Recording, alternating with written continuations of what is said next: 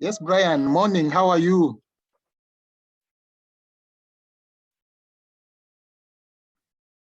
Yes, Brian. Brian, Emmanuel Guma.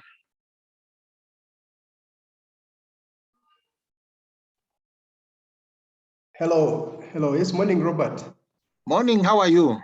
Yeah, fine, thank you. How are you? Good. Yeah. I think we are still waiting for other colleagues to join, eh? Yes, sure. We are right on time. That is good. Yes, okay, let's keep on waiting for them to come. Oh, correct, great. Yeah.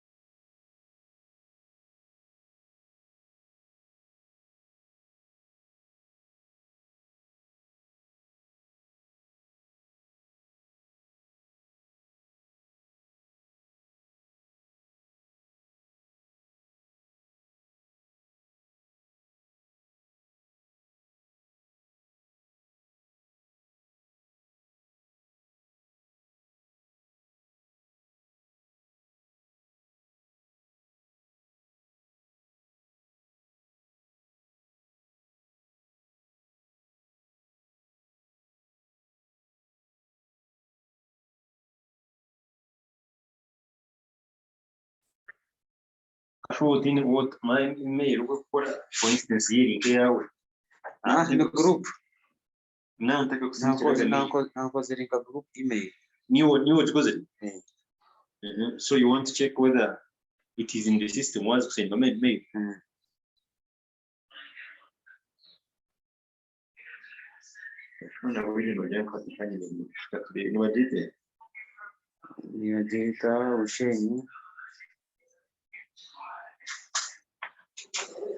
Environment.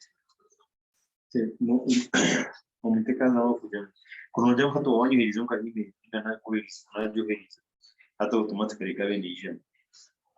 Inapo ilizunga email.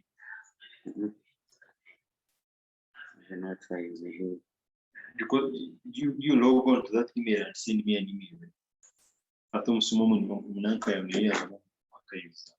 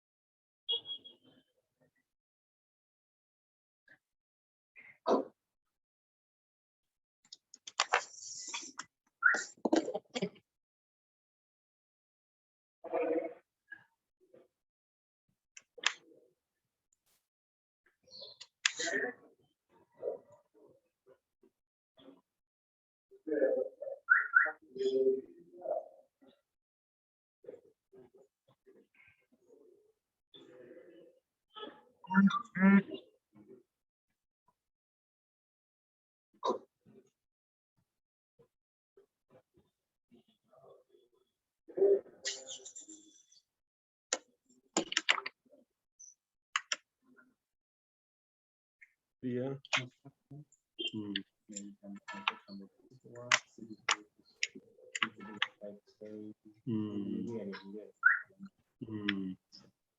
Okay.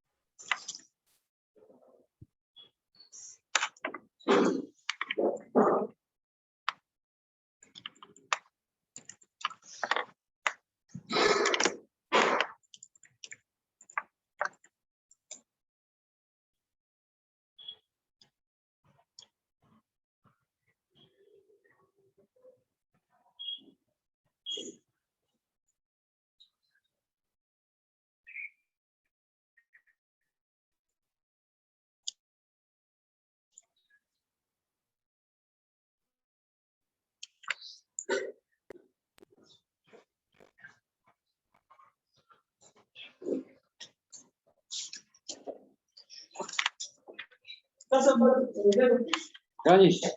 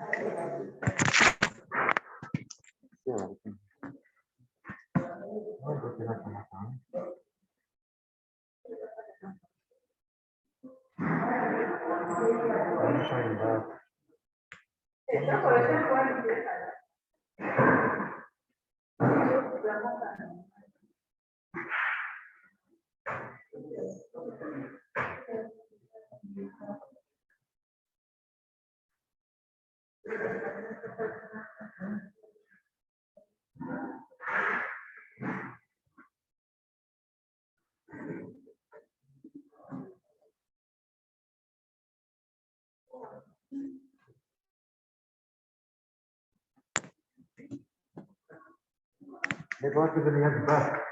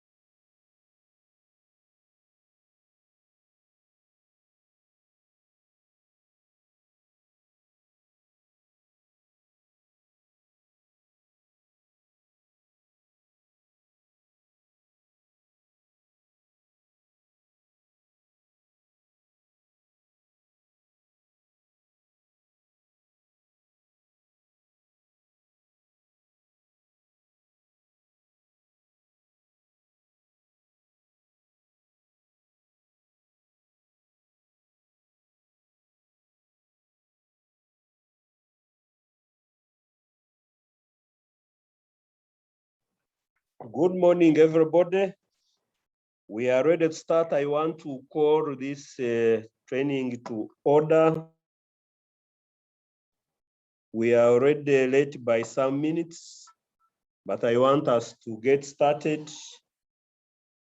This is a training on integrated water resources management as a tool for integrating climate change adaptation and community managed resilience, disaster risk reduction.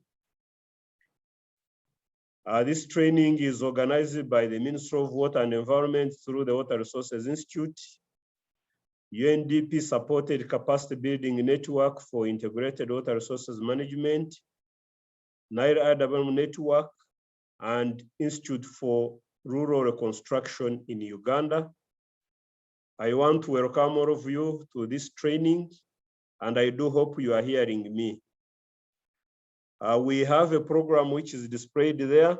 So we are going to move through very fast so that we can recover the lost time. A number of you are already familiar with principles of integrated water resources management and the disaster risk reduction, but we want to see how we can put all these together.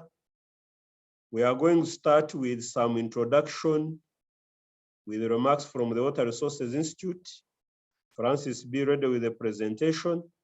Then we shall also have introduction to CAPNet, Iwrm, then also IIR, and then we go to serious business. So let me welcome all of you and hope that we shall have an interesting discussion. Somebody is talking about to echo. I hope things will stabilize as we progress. So Francis, can I request you to give some introduction to the Water Resources Institute?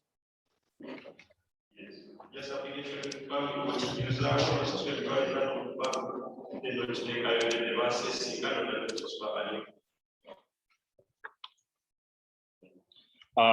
thank you, Dr. Kallis. I want to take participants through the Water Resources Institute. With background, the Water Resources Institute was established as part of the implementation of the water sector reform studies that were carried out between 2003 and 2005. The study pointed out the need to address the water resource related issues, that is pollution, climate change variability, reduction in water availability, and also to balance water needs for agriculture, energy, industry, and household in the country. The Water Resources Institute aims to address current and emerging water-related issues in the country and also globally. The Institute was launched by the Prime Minister of Uganda during the first Water and Environment Week, that was 21st March 2018. The Institute has a vision of Uganda's water resources are optimally utilized for all uses. Then the Institute also has a mission to be a center of excellency that provides cutting-edge applied research and training, and also serve as a neutral place for dialogue and outreach. The Institute has values that would make it a center of excellency, and there are 6 values, that is professionalism, innovation, collaboration, client focus, stewardship, and diversity. The Institute also has a niche, which is to address water and environment-related issues in the country in an integrated and holistic, coordinated manner, and also a platform that fosters a holistic, integrated, and inclusive approach to sector strategic planning and human capacity development. The Institute focuses on 4 thematic areas, that is applied research within the water and environment sector, applied research, applied training within the water and environment sector, then applied research that addresses the sector challenges, approaches, technologies, and also dialogue, which makes the Institute a neutral ground for a neutral platform for discussions on water and environment issues. Then finally, outreach to increase sharing of experiences, new concepts, innovations, and practices within the water and environment related issues. The Institute developed a 10-year strategic plan, which is implemented in 3 phases. That is immediate phase covering from 2019-2020, a short-term phase, then a medium phase. The Institute also has developed a 5-year business plan for implementing the first 5 years of the strategic plan of the Water Resources Institute. The Institute, objectives of the Institute.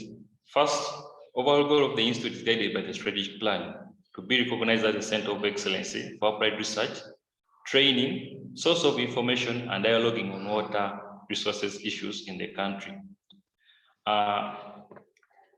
Specific objectives include strengthening capacity of professionals for the water and environment resources management and development, enhancing stakeholder participation in water and environment resource management and development, and also developing the Water Resources Institute capacity to deliver its mandate.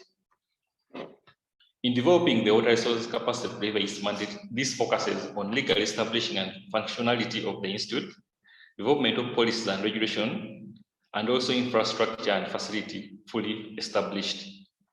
In positioning water resources to become a significant contributor to strengthening capacity for water and environment resources, here we are focusing on provision of practical skills, increasing access to information, knowledge, and technologies, and also since its establishment in 2018, the Institute has achieved, and these are some of the achievements we've attained.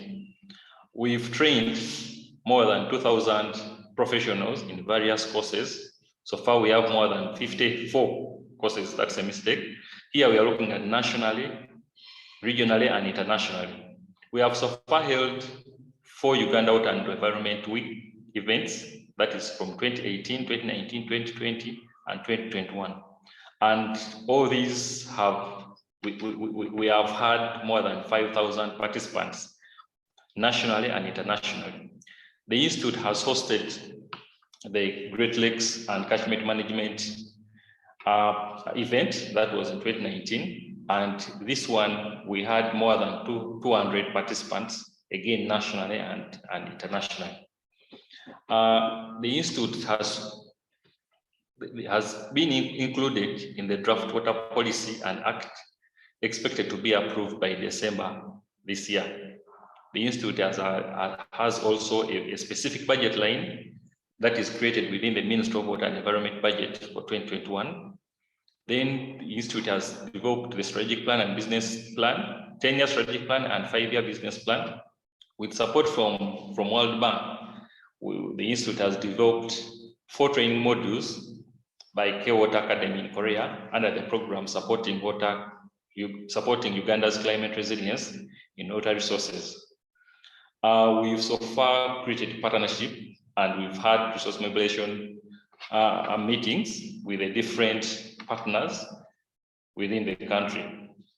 So far, we've presented 374 papers. This is practice, policy, and scientific. We've held 17 dialogues. These are multi-sectoral in nature. Then we've also had a number of events for young professionals, especially during the Water and Environment Week.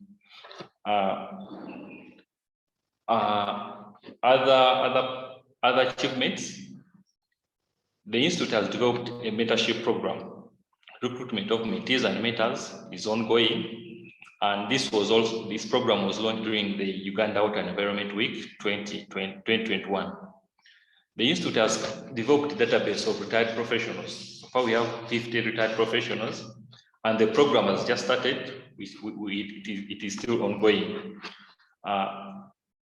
These are some of the rooms, the training rooms, training halls we have at the Institute. Then the planned facilities at the Institute, we intend to put up a modeling unit. We intend to put up a water museum, demonstration sites, and also a multi-purpose complex hall for conferences, exhibition halls, and training rooms. Then also we intend to put up accommodation for participants at the Institute. Ongoing activities at the Institute, we are building partnership with key stakeholders to facilitate applied training and research within the sector. The process of information sharing is also ongoing. It's one of the key areas we are looking at within the sector. Then the process of also organizing Water and Environment Week. This is an annual event we keep on organizing. Then empowerment. Here we have 2 categories under empowerment. There is mentorship, the mentorship program which I've talked about, and also the retired professionals program. Then finally, key areas where we think participation and shaping and support holding of the Uganda Water and Environment Week. This is a key area where we think the Institute can partner with a number of people, supporting and also implementation of the water resources strategy and business plan. Then also supporting the implementation of the SDG 6 training manual. The training manual is under finalization, and probably next month we will have a training specifically on the training manual. Then the Institute also can partner with the Institute when it comes to supporting and also participation in the implementation of the Water Resource Mentorship Program, in support engagement of the retired professionals within the water and environment sector, then also support implementation of the training modules for Water Resource Institute. Thank you very much for listening to me. Okay, thank you very much, Francis, for that.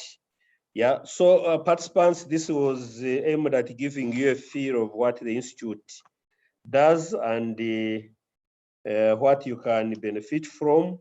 So one of the benefits we are getting is a training like this. We are now going to have a brief about Catchment. So Francis, can you share the slides for Catchment? Again, one of the organizing institutions, again, for you to get to know opportunities that are available for you, which you can take advantage of.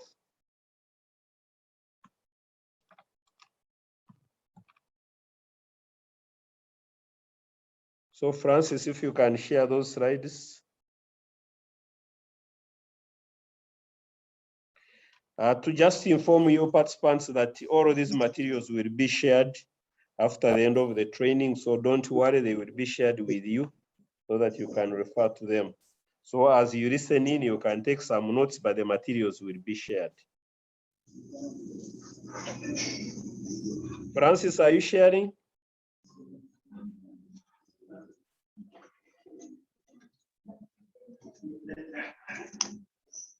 Meanwhile, we request Felix, can you mute?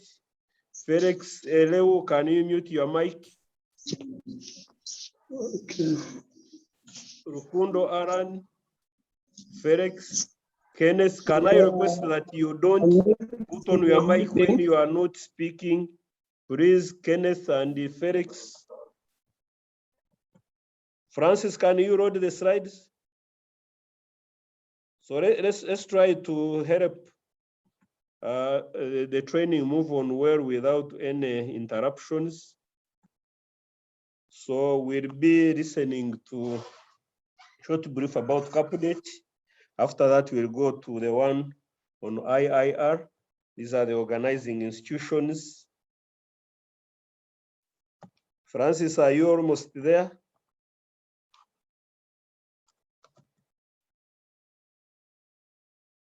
So just give Francis a moment to roll.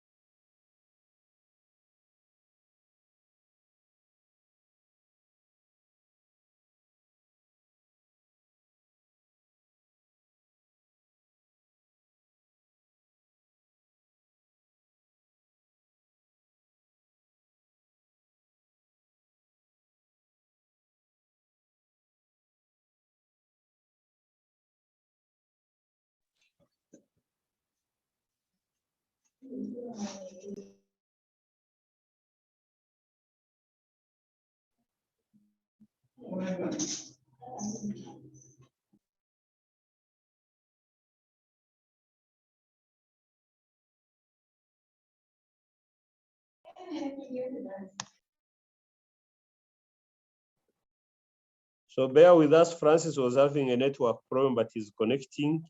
So he'll be with us shortly.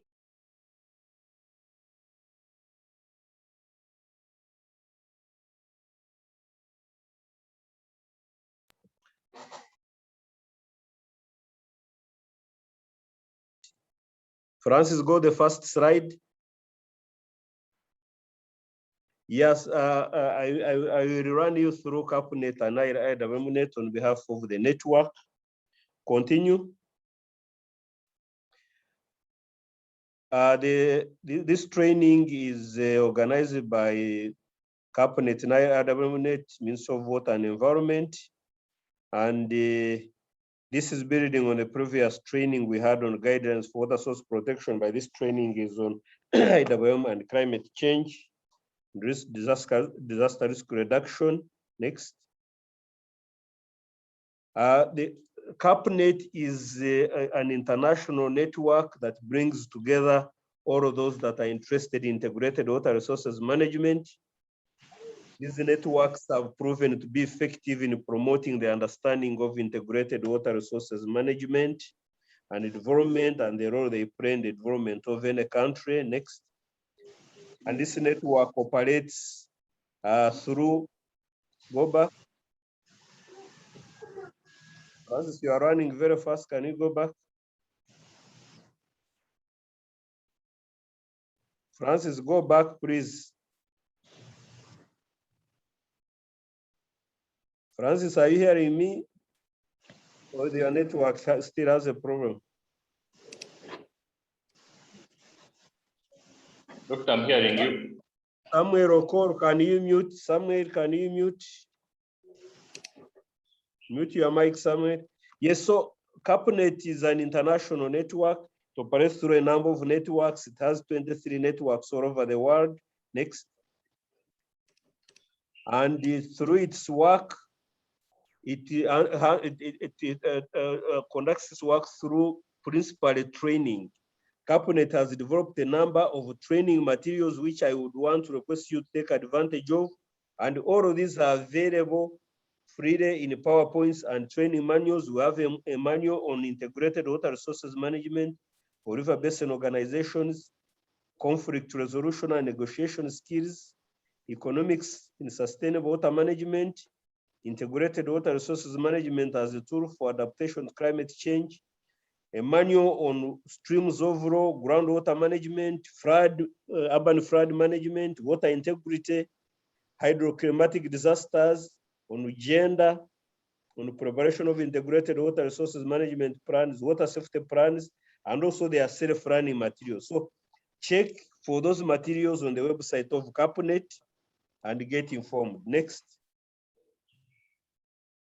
So some of the packages that have been developed in collaboration with the integrated, the network dealing with the Nile Basin. So Nile Integrated Water Resources Management, which is abbreviated as Nile Iwrm, brings together all of those that are interested in capacity building in integrated water resources management in the Nile Basin. We have been part of developing these packages, training packages, ecosystem functions and services in Iwrm, drought risk management, pollution management, and earth observation in integrated water resources management. Next. And all of these are available for use. So again, Nile Iwrm in full is Nile Basin Capacity Building Network for Integrated Water Resources Management. It was founded in 2005 as a Catchment affiliated network, and the objective is to scale up integrated water resources management knowledge and strengthen regional cooperation and capacity building for sustainable water resources management in the Nile Basin. Right now, we have about 160 members in 9 countries. We operate through chapters and regional coordination, secretariat, and the coordinator. I'm currently the regional coordinator for the network. I also run the country chapter for Uganda, but also have country networks in Kenya, in Tanzania, in Rwanda, Burundi, Ethiopia, South Sudan, and Eritrea. And in Uganda, we are hosted by an organization called AFID, which is Agency for International Development. Next. So we have a governance arrangement. We have a general assembly where members meet every after 2 years.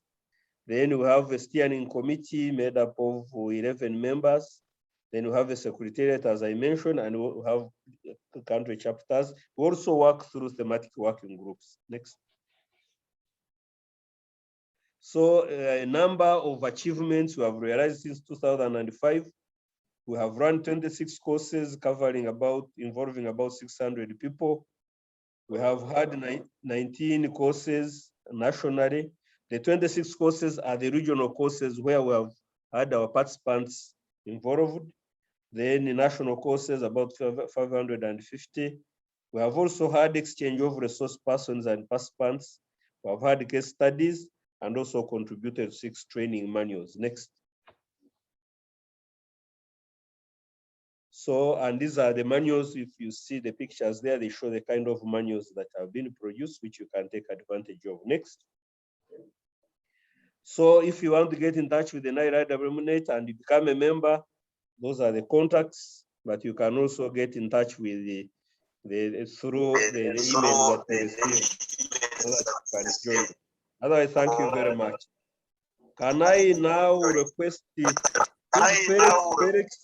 Felix, can you, Francis, keep muting those people who don't want to behave? Can I request that we get some remarks from IIRR?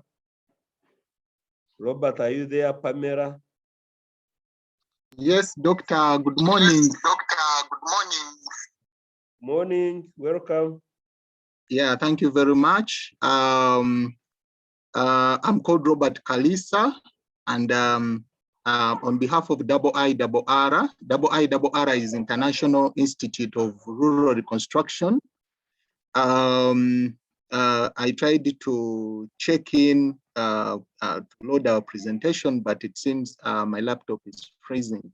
So I will just give a brief about IIRR and how we have partnered with the Ministry of Water and Environment and the Water Resources Institute in terms of offering capacity building and trainings, especially in the core areas of IWRM, disaster risk reduction, and climate change adaptation. IIRR, we started our operations in 2006 here in Uganda.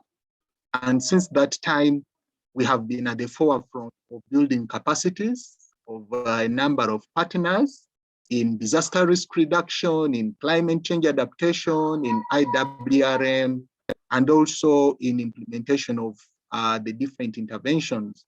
So without wasting time, as IIRR, we are very, very grateful to partner with the Catchment and Nile IWRM, and also with the ministry in terms of offering the capacity building activities for IWRM and the other related areas. So our country director, Pamela, will be joining us very soon, and maybe she will give some comments when she comes in. Otherwise, thank you very much, and we look forward. Our offices are located in Ntinda, Minister's Village, Charles Suranga Road, but we also have a regional office in Kabong and also in Gulu. Thank you very much. Okay, thank you very much, Robert, for that. It's a pleasure working with you. We have always collaborated, and we're happy that we're running this short training together. So, dear participants, that was the introduction of the organizations, and we felt it necessary for you to get to know who they are. There is a lot they offer, and for those of you who have not yet taken advantage of those, we hope that you have got information. Feel free to reach out to any of these organizations so that you can be a member and participate. So again, now looking at the program, why did we organize this training? So what are the objectives and expected outcomes of this training? This training was organized basically with the objective of introducing those people who are new to the concept of integrated water resources management so that they can know what that concept is all about and how it can be used as a tool for adapting to impacts of climate change. So that's objective number one. For those who already know, we also want you to know how IWRM is actually being used on the ground to help us adapt to impacts of climate change.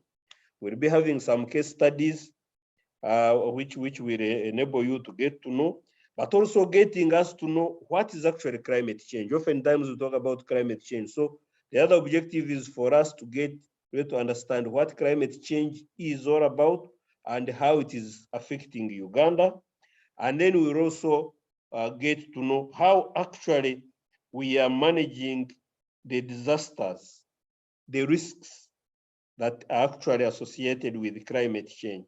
So we also expect that by the end of this training, The concept of integrated water resources management will be very much appreciated.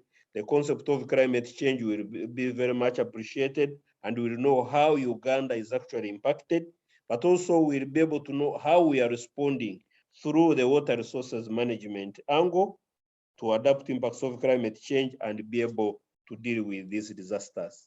Again, the training is short. We are talking of about 3 hours, but we do hope that by the end of the training, all of us will have appreciated these concepts and be able to apply them on the ground.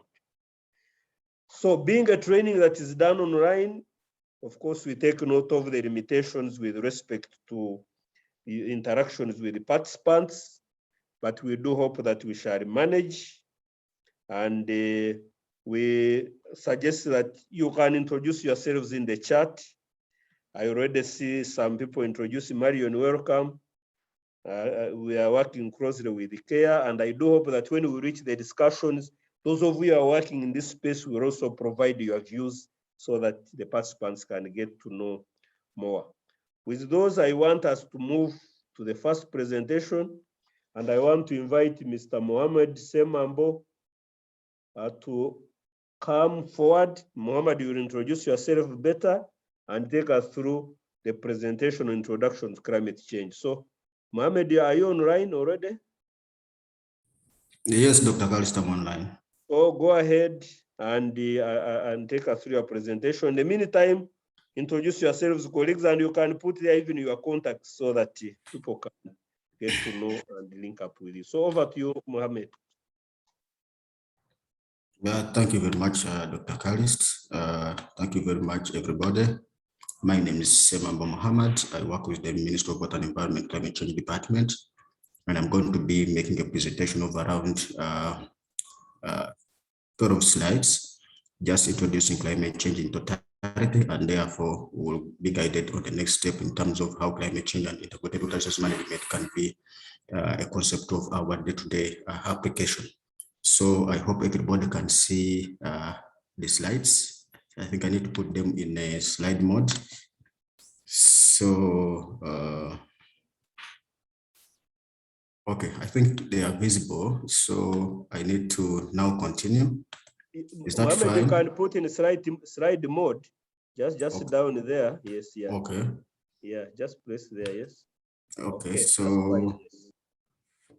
so like I introduced myself, I've just been making a quick presentation. As most of you are aware that Dr. Kais have already told us that we need to introduce ourselves to the concept of climate change. And allow me to just use 1 minute to try to explain this, that when we talk about climate change actually is at the tail end, but we're starting from weather, climate, and then what is climate change. So if you talk about weather, it's really you're talking about what is happening at a particular place in the atmosphere. For example, it has been raining where I am, and now the rain has stopped.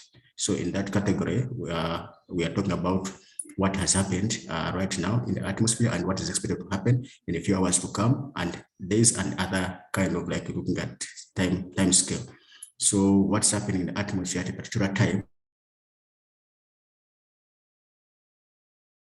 in a given place is actually what is really, as to understand, what do we mean by climate? Climate, we are looking at the average weather conditions or elements that are averaged at a long period of time. So the World Meteorological Organization always felt that this has to be observed over 30 years period and above. Now, meaning that you're looking at the elements of weather, you're trying to compare them on a daily basis, annually, and then you do it for 30 years, and then you make an average of that so that you can determine the weather of a particular area, but looking at various parameters.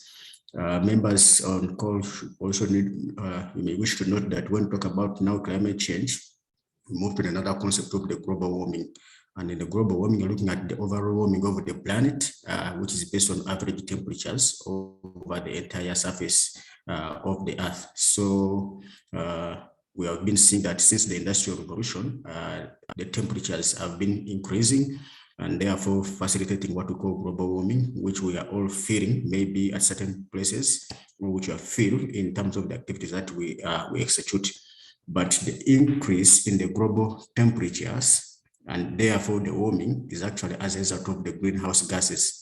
We are looking at the concentration of the greenhouse gases in the atmosphere. Sometimes we call them carbon dioxide equivalent, that we are not only looking at the carbon dioxide, but we are also looking at other gases which are really compounded and then for purposes of reporting, taken as carbon dioxide equivalent. There are nitrous oxides, there's the chlorofluorocarbons, there's carbon dioxide itself, among other things that are really trying to which increase in their terms of their concentration in the atmosphere, and then they obstruct the outgoing kind of like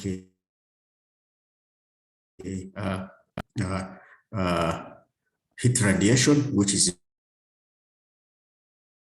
bouncing back the long wave radiations. About climate change, we are looking at those activities that are directly or indirectly attributed to human activities. Sometimes they are called anthropogenic activities, which alters the composition of the global temperatures or the atmosphere, in which, in addition to the natural climate variability observed over a comparable period of time. So there are two causes of climate change in this statement. One is that where we're seeing, in addition to the natural causes, there are natural causes of climate change. For example, the orbiting of the Earth, among other things, the volcanicity. So those are natural causes of climate change, and we don't have control over them. But where we have control is where we have the indirect and direct human activities, which try to alter the composition of the atmosphere. So the IPCC actually attributes climate change majorly to the human activities that has direct and indirect impact in terms of greenhouse gas emissions that then lead into what we call global warming, and eventually climate change impacts and events happen. So climate change, majorly we're looking at 30 years period, and then climate variability, we are talking about less than 30 years. So when we talk about a decade, which is like a 10 years, when we talk about a year, changes there, we're meaning climate variability. But a change, you should be talking about something which is really 30 years beyond. So sometimes those two concepts are mixed up. So the variability is actually less than the 30 years. So we'll be talking about climate variability. You can't say that climate has changed in the 10 years. We're talking about climate variability, which has happened in 10 years, or less than 10 years. But beyond 30, then you're talking about the change. So moving forward is that we'll deal with observations of climate change. So what we're seeing here is actually the annual temperature precipitation for the period of 1981 up to 2010. So because we said that we're looking at what is observed and you are able to determine the climate of a particular area, whether it has changed or not, then here is just a presentation of the empirical evidence of what happened between this year period.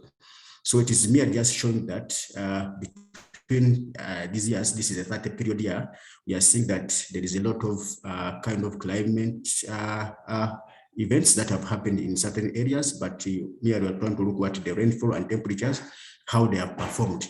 So where you're seeing the dark green are those areas which have received substantial amount of rainfall, ranging from specifically they go up to 750 up to 2,400 millimeters. So look at these dark green areas, that is the Ergon areas, and then around Lake Victoria, and some spotted areas in the resort area and a bit of Tigres area. While the areas that have received the least amount of rainfall is these areas of the Karamoja, and then some areas here in southwestern Uganda and some dotted areas. So this is really what happened in that period, that 30-year period, 1981 up to 2010. So in terms of season variability, for example, now we're talking about the season variability, but looking at the same base year of 1981 up to 2010, this is the MAM. MAM means March, April, May. We are seeing that most of the parts of the country have received substantial rainfall from the observed, but with the greater areas which has received a lot of rainfall is that the Ergon again, and again when we look at the areas of kind of like around Lake Victoria. So means that MAM is a major season for the entire country. If you look at the scale here, apart from some areas like Karamoja, where rainfall is really was not substantial in terms of observed. But when we look what the factors behind this, actually there is, for example, the land and sea breeze around Lake Victoria, and then the topography around the mountainous areas. Now, when you move to SOND, that is September, October, November, it is also being kind of like facilitated to be like a SOND is also the entire, it was for the entire country that most of the areas have received a substantial amount of rainfall, which has been recorded, apart from a few areas like I've already mentioned around Karamoja areas and some dotted areas of the southwestern Uganda. So, but when you move to the variability in terms of JJA, June, July, August, we are seeing most of the rains were concentrated in the upper part of the country. And then when we look at the southwestern part of the country and most parts of the western countries, we are seeing that rains did not perform as per might be expected. So this is really what happened between that season under analysis. And then December, January, February, it is taken to be that most of the parts are really dry, but the drier parts are really the northern part of the country that have received less rainfall in that category. So the analysis in terms of temperature, like have been observed, we are seeing that we are seeing the red that most of the northern part of the country have recorded highest temperatures in that category, and then the temperatures ranging between 24 to 26 degrees Celsius in those red areas which are dotted, and then the areas that have received the less rainfall.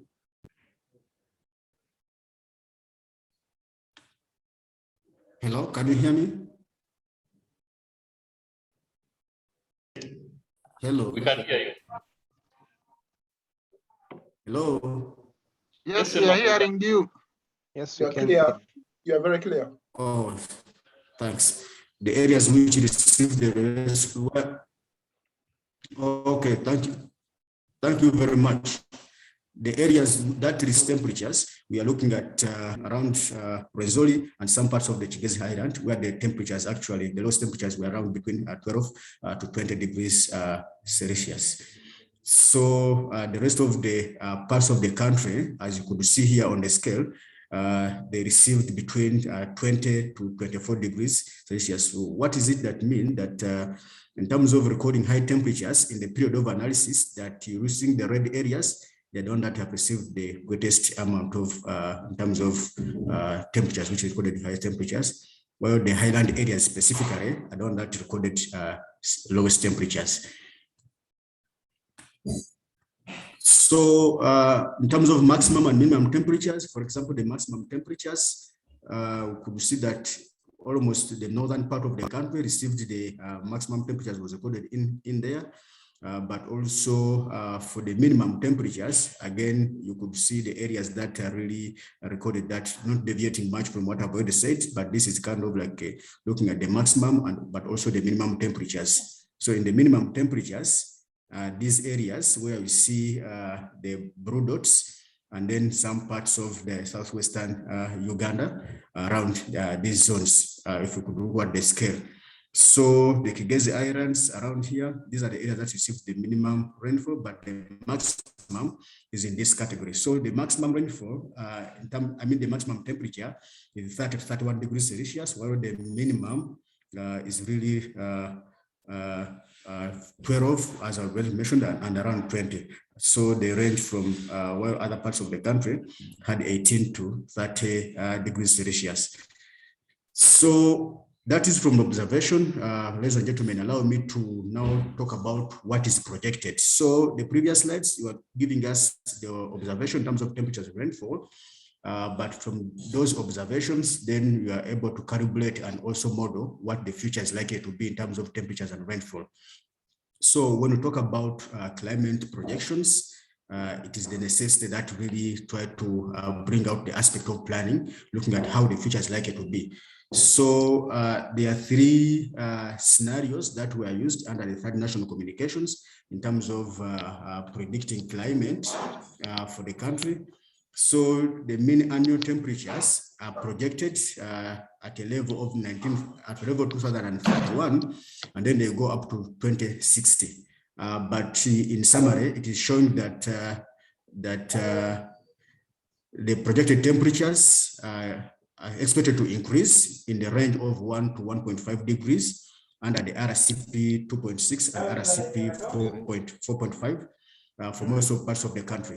So what does it mean? The RCP 2.6, this means that the country is doing some substantial mitigation measures, responding to a reduction in responding to a low levels of emissions, while RCP 4.5, that means that there is some bit of mitigation measures which have been done, but not at full capacity. And then the RCP 8.5 is looking at the representative consultation pathways that are in the range of 8.5. So this is the worst case scenario. Chair, I get a lot of feedback from people who have not muted. Good. Environment. People, Alex, can you mute? So, Chair, maybe allow me to say that the 8.4, this is the representative consultation pathways. This is looking at the business as usual, and this is the worst case scenarios. So in that category, this is how the temperatures were modeled for this country. And then in the RCP 8.5, we are seeing that there is a lot of temperature increase, which is in between 1.5 to 2.5 degrees relative to our baseline, which I saw in the previous slides. So meaning here is when you continue with emissions and you're doing less mitigation measures, reduce on greenhouse gas emissions, the temperatures are expected to increase by 1.5 to 2.5 degrees Celsius, as you could see on the scale. And that has a lot of implications in terms of livelihood, ecosystems, including the water resources in those catchments that we're talking about. In the slide which we are seeing here is actually, we're trying to look at the decadal changes in terms of temperature projections as shown in this. What we're seeing here is actually, these are different scenarios. Muhammad. Yes, please. Muhammad, yes, we please. are not, we stopped on the slide of when you were on observed data for UG on temperature. Please, you scroll, you share the slide. The slides are not shared. We stopped on this slide of observed data for UG temperature. Can you see my screen? Yes, you can see your screen, but yes. Maybe you see whether the slides can move. Can you move forward? Press the slides and we see whether they move forward. Mine, they are moving forward. Can Probably you see them maybe, moving? no, they are not moving. Maybe what you do, you close and your screen again. I think that it might have had a problem. Sorry for that. My side is fine. I thought that. So can you see them now? Yes, now we see them. So you go to where you were. Okay. I was on this slide. Yes, so we are okay now. You go ahead. So I was saying that in terms of observed, the modeling was done using 3 scenarios. Scenario number 1 is the representative constitution pathways of 2.6. These pathways has an assumption that there is less emissions and there is a lot of mitigation measures that have been taking place in the country to reduce on greenhouse gas emissions. While representative concentration pathway number 4.5, it is a moderate one where there is emissions, but there's a lot of mitigation measures which have been taken place in terms of reducing on emissions, while the RCP 8.5 is business as usual, so that there's nothing is being done to reduce on greenhouse gas emissions. People continue to do activities the way they think, and then there is this one is associated actually with high emissions. So in that regard, under this scenario, that's why I said that, okay, out of this, between the 2.6 and 4.5, here and here, the temperature is expected to increase by 1 to 1.5 degrees Celsius, while under RCP 8.5, which is here, the temperatures are expected to increase by 1.5 to 2.5 degrees relative to the business, as relative to the business or relative to the baseline of 1981 to 2010. Meaning that, in summary, that in all the three scenarios, temperatures are expected to increase, but the worst increase or the biggest increase is expected to be in the RCP 8.5, which is the worst case scenario of 1.5 to 2.5. And all of those ones have implication in terms of economic activities in the catchments, but also they have issues to deal with the water resources. I think, but also analysis was done in terms of decades. So for decades, we are looking at the three RCPs. This is the 2.5 for 2030, 2040s, and 2050s. And this is 2.5 for 2030, 40s, and 50s. And then the worst case scenario of 8.5 for 2030, 2040, and 2050s. But in summary, what does it mean? That the temperature here, they show a similar pattern across the entire country, especially in the 2030s and in the 2040s of all the RCPs. When try to look at these RCPs, except that the changes are expected to begin manifesting when look at the RCP 8.5 in 2040s, where the temperatures are projected to increase between 1 to 1.5 degrees in this, but also in 2050s, we are looking at under RCP 8.4.5, also the temperatures are projected to increase. So ideally, meaning that in the worst case scenarios in 2050s, looking at the northern part of the country and the southwestern part of the country as areas that are expected to increase substantial amount of temperature increment. So meaning that when we are planning for activities for water resource management or even beyond water resource management, we could look at the worst case scenarios in those catchments. For example, the temperatures in the worst case scenario of 2050s, it is looking at around 2.5. Actually, they go up to around 3.5 when we look at the northern part of the country and eastern, but also the southwestern part of the country, according to the temperature projections. So this is about rainfall projections, again, from 2030 to 2050. And in this, we are looking at the three scenarios. This is the 2.6. This is the 4.5, and this is the worst case scenario of 8.5.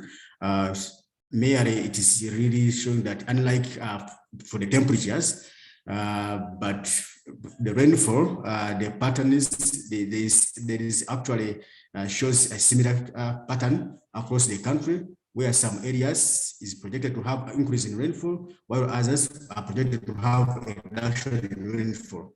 For example, in RCP 2.6, we are seeing that there is no significant change in terms of rainfall, apart from these areas which are shaded in brown. I think these are Masindi areas, Hoima, as well as the Karamoja areas, where a reduction in rainfall is expected. And this reduction, when we look at the scale, is in the range of 5 to 10% reduction in rainfall.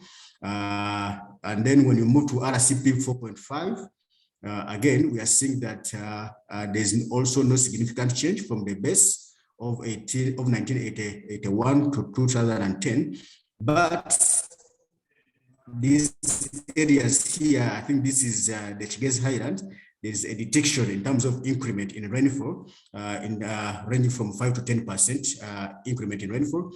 Then when you move to the worst case scenario of RCP, this is the RCP 4.8.5, we are seeing most of the central part of the country are projected to have a reduction in rainfall in the range of 5 to around 15 almost. And then with a slight increase in rainfall in the area, in the Kigezi area. So this is really what is being predicted in terms of rainfall. So what does it mean is that as we are planning for water management, we should actually try to focus in on what are the models predicting in terms of rainfall.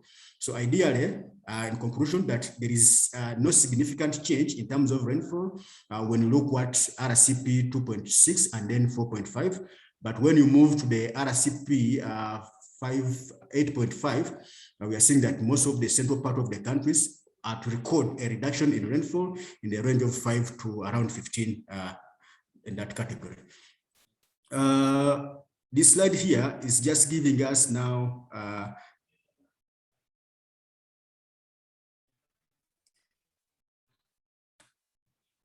the next slide is giving us analysis in terms of rainfall, looking at decades.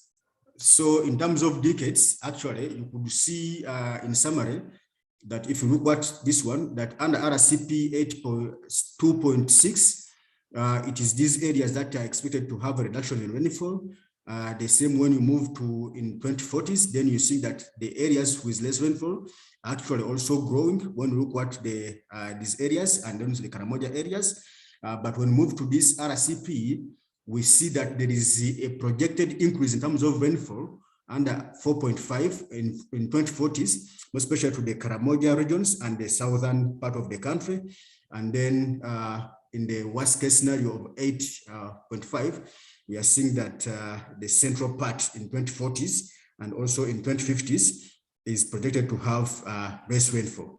So what does it mean? That even if in the 2040s, if the scenarios really come into a reality in 2040s, that rainfall will increase in the Karamoja areas, again, it has socioeconomic implications to those cattle keepers and at the same time the crop farmers. But also it gives us a detection on what integrated water resource management can we introduce basing on the scenarios that have been presented in here. The next slide is actually... the slide seems not to be moving again. We are still on the slide on rainfall decade analysis. You have moved on, I guess. Do you see them now moving? You try to move again and we see they seem not to be moving. We are stuck on the one on rainfall decade analysis. They are not moving again? Yeah, just reconnect again. Sorry let about me that. let me reshare. Sorry, colleagues, I'm very sorry. So can you see them now moving? Yes. Yeah, you go ahead now. Do you see them moving? You move. Yes, yeah, they move okay, now. Yes. Yeah, now we're on this slide. Now this is seasonal projections in terms of rainfall. But allow me just summarize in this, that when you look at the zone, that is September, October, November, I think it is one of the major seasons apart from the MAM. So this is the second season, but in the second season,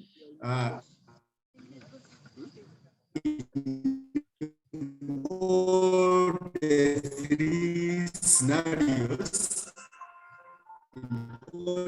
scenarios, can I request Emmanuel? Emmanuel, please, the rainfall is expected to increase in the second season slightly when you look at the entire scenarios, and then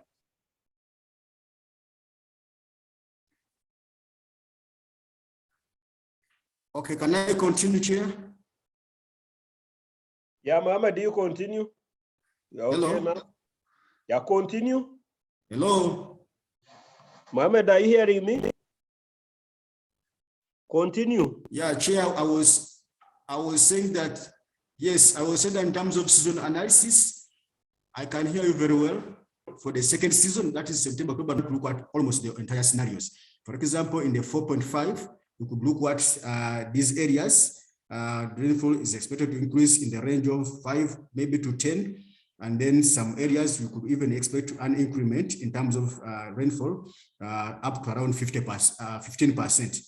So in conclusions that we are looking at the second season, that is September, October, November, with a slight increment in rainfall. But when you go to the MAM season, that is in March, April, May, I think most of the scenarios here are showing a total reduction in terms of rainfall. For example, when we look at the worst case scenario in the 2040s, almost this the entire country is expected to record less than the normal. So meaning that between the two seasons, between the two major seasons, the MAM and sunny seasons, despite the MAM is the major seasons, but the prediction are showing that rainfall is expected to decrease.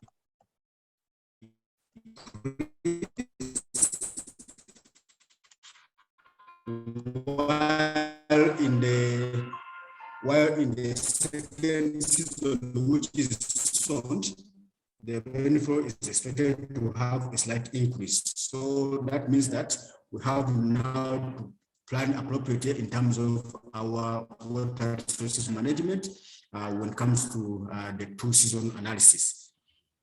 Chair, as I move to the conclusion, maybe in the 3 minutes left, I could say that climate change variability in Uganda is looked at both national but also at subnational level, and various sectors have to face these challenges. But the vulnerability to climate change is actually we're trying to look what the hazards that have been operating or happening in the variabilities, and then when we talk about variability, issues to deal with the ecosystems, but also the landscapes where human activities are being done. So this is really what we mean by climate vulnerability, that you're looking at the exposure, the adaptive capacity and the sensitivity of the ecosystem, the infrastructure, but also the human dependent activities in that category when we experience these climate change hazards that may happen or that have been happening in the various localities of the country. So moving forward in terms of adaptive capacity, actually it is actually summarized in several areas. But we could look at the aspect of adaptive capacity in terms of financial resources that are prevalent to addressing climate change. But what are those institutions that are happening, for example, at national and subnational level to respond to climate change? Is there information sharing? For example, I've been talking about the projections for the country in terms of temperatures and rainfall, but also went ahead to decongest them in terms of what we call seasonal variability and also decades. So it is important actually to have this information that can guide the appropriate planning, including for water resources. Then the technology to promote adaptation, access technologies, and variable options. And I think these are really very, very important points if you talk about adaptive capacity in terms of managing climate change, whether it is water resources or other infrastructure. I think it is very important to take care of the financial, the institutions, the information, technology, access to technology, and the options which are available that could determine the community's response to climate change in those catchments where our water resource management is going to be exercised. So on to that, the Ministry of Water and Environment Climate Change Department, working with the World Bank, as part of increasing mainstreaming climate change in our investments and in projects, we developed what we call climate and disaster risk screening tools. The climate and disaster risk screening tools are merely tools that are really trying to help the project proponent or whoever would want to design a project to be implemented in a particular landscape or ecosystems, whether it is on agriculture, water, energy, transport, or environment. You are able to screen your project in terms of the exposure, in terms of the sensitivity, and then you come up with a project risk. And upon that, then you can come up with the appropriate measures that you can use to integrate projects in the project design so that you can able to respond to climate change and disasters. So we have those 5 tools, they are ready and operational, and then we train people on how to use these tools so that they can climate proof their investments in terms of climate change and disasters. So what you're seeing in the boxes here is that an agricultural tool is looking at irrigation, drainage, crop and land management, livestock, storage and processing and road transport. Whereas a tool for water, which of our concern also, is looking at the land use and watershed management, the dams and reservoirs, water supply, wastewater, sanitation, riverine protection, among other things. That is what is contained in that tool. So it helps you to assess what are the exposure of the project locations, what are the likely impacts, and what are the risks, and then you design appropriate measures that you can integrate in the project design so that you can climate proof the investment. But of recently, we also developed a tool for health, and then the education is under development. So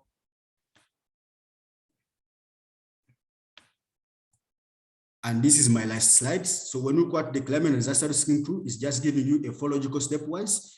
What is there in that category? We're looking at the hazard exposure of the project. What are the potential impacts? What are the adaptive capacity? And then you determine what are the project risks. And then you are able then to make a decision of what can integrate into your project design so that you can respond appropriately to climate risk. So these tools are available and they are operational, and the climate change department keep on providing technicalities in terms of the application of these tools. I will improve those who want to do any climate change project so that they can take use of these tools, applicable tools, so that they can do what we call screening for climate change and disasters in the project investments. So I thank you very much, Chair. Apologies for taking more than what is expected. I think I have network challenges. Thank you very much. Okay, thank you very much, Mohammed, for this very, very interesting presentation. Sorry about what has happened, but finally we have made it. So colleagues, we are not doing well with the time, so I want to allow 5 minutes of questions, issues for clarification for Mohammed. You can put your questions in the chat, but you can also raise your hand. Within 5 minutes, we'll get the comments. So you can put up your hand so that I see your hand, or you can put your questions in the chat. Mohammed is still with us. He has another meeting, so he might not stay with us for long. But all the information as talked about, as we have said, we'll share the information with you so that you can reflect on it. So any comment, we want to hear from you, colleagues. Anybody who would want to supplement, can be a comment, can be questions, can be an issue for clarification. Feel free, you can speak out loudly, and I will take your comment.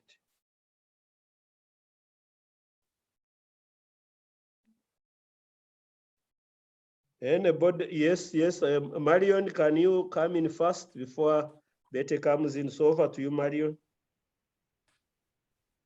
Yes, thank you so much, Dr. Calist, and many thanks to Mohammed for this very wonderful and informative presentation. Mine is really to appreciate the data, because data is very critical for planning. I was just wondering to what extent or what kind of work is going on in terms of policy influencing in the direction of planning and budget integration of these concepts. I'm saying this also because largely the sector has suffered resourcing. To what extent have we influenced, for example, the disaster risk components in terms of planning and budgeting, integrating this kind of information? Thank you.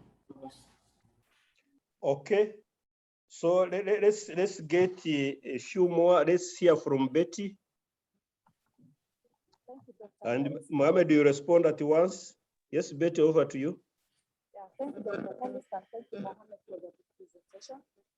Mine is on the data that was used, that is from 1991 to 2010.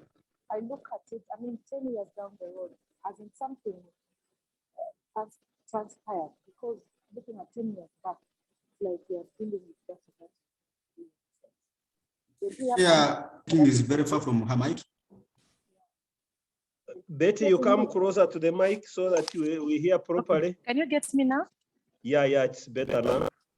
Okay, thank you. My question was, we were using the data from 1981 to 2010, but I look at 10 years down the road, I'm sure something might have transpired and could be having some other data. Don't we have any other data that is more recent to relate the events? Thank you. Okay, thank you very much. So, Mohammed, there is also Rosmita. Rosmita, you came in quietly. You didn't announce you are coming, but welcome. So, you introduce yourself and raise your question. Thank you very much, Dr. Calist. My name is Rosmita Birungi. I'm a training associate with the Rotary Resources Institute, and I'm the program manager for AFID, the institution that is hosting the Nile Iwrm and a partner to Catchment. Thank you very much for the good moderation, Dr. Calist. My question, Mohammed, is that we have 4 parameters for risk screening. Is there some kind of weighing and say, okay, if you weigh highly on exposure, or if you weigh highly on adaptive capacity, then it implies that you can maybe go on, but even if you weigh less on other parameters. Is there some kind of weighing, or you all have to have a certain scale on each of them? Is my question clear, Mohammed? Thank you, moderator. I heard you that. Thank you very much. Mohammed, maybe you can respond to this. As Marion and Rosmita, you can put down your hands. Yeah, thank you very much. I hope they can hear me well. There are 3 areas. I think 2 of them I got them rightly. One is that from Marion, to what extent these data or information influencing the planning. Maybe just to bring to your attention that we have tried as much as possible, government, to try to see that this information is used in planning, and then we try to share this information with the planning units, but also maybe just to let you know that just to let you know that, for example, for the screening tools, which I've already presented here, this is one of the information that have to be used. So right now we are working with the National Planning Authority to whichever projects that are going to be financed by the Ministry of Finance. It has to show an evidence of climate and disaster screening. So what are those projected climate change risks that are shifted to the project, and then the project locations, and what are the climate change intervention that you have integrated in your project before that project is actually tried to solicit for funding. So we are doing it as a mechanism of improving climate change mainstreaming in the project designs and planning. So we are trying as much as possible, working with the NP and Ministry of Finance, that all projects have to be presented for financing must present the screening report, because these tools actually help you also to present the screening report. And then from the screening report, you are determining the project risk, and then you design appropriate mitigation measures.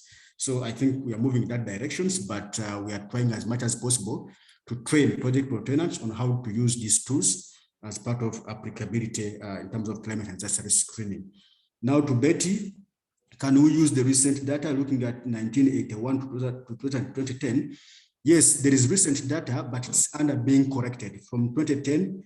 Actually, which will go up to 2030, because I told you that what I've been presenting here, we are looking at climate, okay? And I said that we are able to monitor this every after, for example, 30 years. The data that maybe you could be talking about, we're talking about now the variability. There is information on variability when we talk about less than the 30 years. But if you have to do another 30 years, that means that we have to correct the data, and then you present it as observed from 2010 up to 2040. The 2040 data then will be the one which is observed. Now it will be the real data that has observed in terms of characteristics. But in terms of the variability, the less than 2030, that data is available, and actually is the one which is being used in terms of trying to do a bit of modeling and projection. So the base year which I've used of 2018 to 2020 is the recommended now, is the current running base year under the IPCC and then the World Meteorological Authority. All right. And then, Rosimit, I did not get your question very well. I heard about waiting. Is there who can put waiting? Chair, I did not get it very well for Rosimita. Rosimita, I think you can very fast clarify before Mohammed leaves. You can come in and clarify better.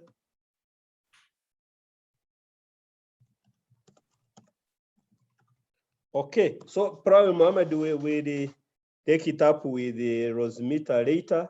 So colleagues, we want to leave it at this. Chair, let me put my contacts in the chat. Maybe I can try to... I put up a question in the chat. Please read it on costing. Please read it for him.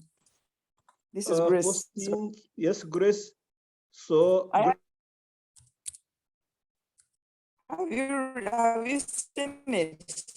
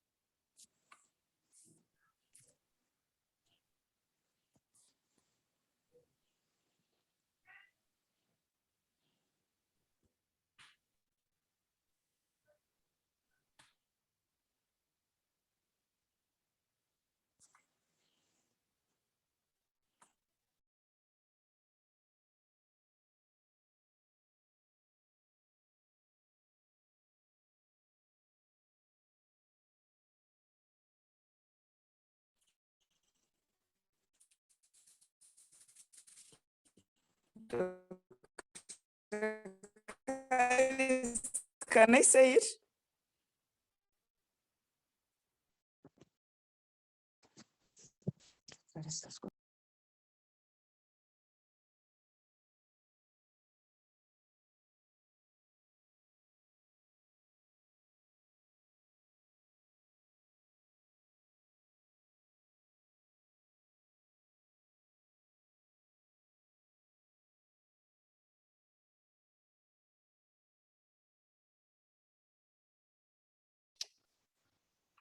Yes, Grace. Sorry, I had lost my network. Grace, I don't know, my network had a problem, so I've just come in. Grace, had you responded? Had you raised your concern with Mohammed? No, I was waiting for you to say yes, I should speak or not. Can I? Yeah, you raise it. You raise it to Grace. I think it is better. Okay, Doctor. Okay. My issue is on the screening, the 4 steps of screening and the overall planning for to gain 4 steps so that people know how to Mohammed, and maybe even add an aspect of monitoring that people can budget appropriately, follow up. So, Mohammed, you have heard the issue. Grace was cutting off, but have you heard the issue? Chair, I can see the issue here in the chat. In the chat, maybe you respond, Mohammed, and then we move on. Just respond to the extent possible. Okay, thank you very much. First and foremost, this tool is actually just a screening tool to help you. These screening tools are helping you to climate-proof your investments in terms of identifying what are the risks, what are the potential hazards, the risk, and then what is available adaptive capacity, and then what could be the project risk in terms of climate change and disasters.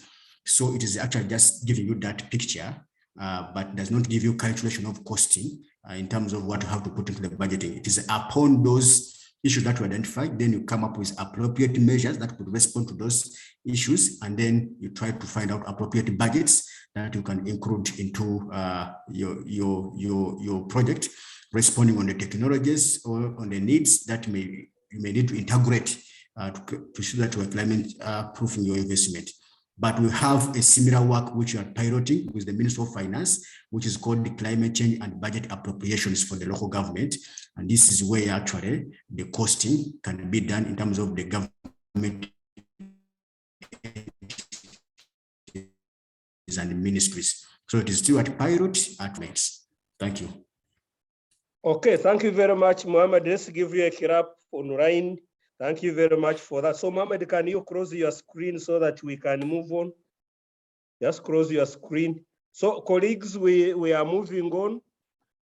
We decided to give a bit more time to Mohammed because climate change is very, very important issue. And so we do hope that you have managed to get the basics right. So I want to request, Francis, can you roll the slide, the first presentation on integrated water resources management and climate change, so that we can go through it very fast. So we are not doing well with time, so we are going to go in a marathon. So I will take you through this presentation. Again, the idea behind this is try to see how climate change and integrated water resources management are linked next. And within this, we go back. We want to see why should we be concerned about climate change. I think Mohammed has already told us about how climate change is affecting us, but we want to put it into the perspective of water next. So when it comes to water, then we know that climate change is manifested a lot more in the water environment, but climate change influences productivity and reliability of water, food, and energy. It also determines the distribution and type of ecosystem. Because of these, climate change is often considered as a basic natural resource on which others depend. So the climate will determine what we do in a particular area. It will also determine settlements, will also determine ecosystems. And of course, we continue seeing extreme events such as droughts and floods, which are causing problems, disasters, and all of these are climate related. But of course, we also have issue of man-made climate change, as Mohammed has mentioned. Next. So when we look at climate change, again, I want to look at it as a chain of complex linkages. First of all, climate change will affect the environment, will affect land, will affect water, air, and ecosystem. For example, on water, we have too much water, too little water, too dirty water. But on the land, the climate will affect what happens on the land, but also society. The basic livelihoods of the people are often affected, the people are often affected, and of course on the economy. So the climate, and world over it is noted that economic development is actually linked on how the climate is changing or how the climate is varying. So for example, if you put in place a road, the road can be washed away by just one rainfall event and you go back many years behind in development. But also if you are putting your investments, they can be washed away by say flood. So your wealth, the economy can actually be impacted very, very strongly by the changing climate. Poverty, people may be okay, but then the climate change and the climate changes or varies, and then you find that they are going back into the poverty situation. Next. So potential impacts of climate change. Again, climate will impact health, agriculture, forests. Next, water resources. Next, Francis. So for us, go back. For us in this session, we are mainly looking at how climate impacts water resources. And of course, here we are talking about changes in temperature, changes in precipitation, as Mohammed has mentioned. Next. That's why, of course, when people are dealing with climate change, you are dealing with climate change from a different perspective, from the health perspective, the agriculture perspective, the forest perspective, the water perspective. All of these are impacted by climate change in different ways. Now, when we look at the Africa and the situation of water, we note that the water resources availability is reducing. The amount of water available per person is reducing. For example, for Uganda, about 10 years ago, 10, 15 years ago, we had about 2,000 cubic meters of water per person per year. But right now we are going closer to 1,000 cubic meters per person per year, meaning that we are moving from a situation of water abundance to a situation of water scarcity. So by 2020, it was projected that about between 75 to 150 million people in Africa will be exposed to an increase in water stress due to climate change.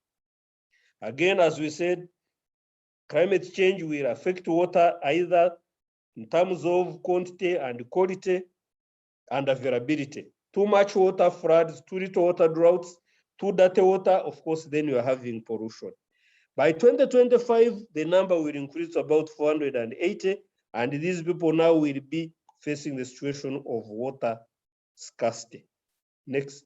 So the situation is not good and action needs to be taken, and Uganda is not spared. So if you look at this map, which again projects the freshwater stress and scarcity, what you see in deep brown is water scarcity, meaning that we are having less than 1,000 cubic meters of water per person per year.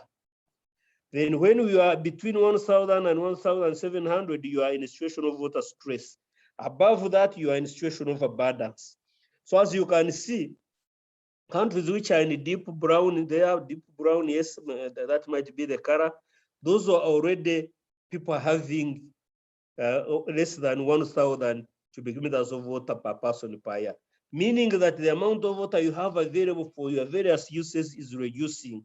And when the amount of water you have is reducing, then people will start fighting over water. So Uganda, we are between 1,000 and 1,700.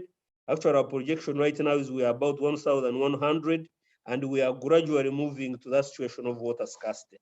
Now, it doesn't mean that we don't have enough water.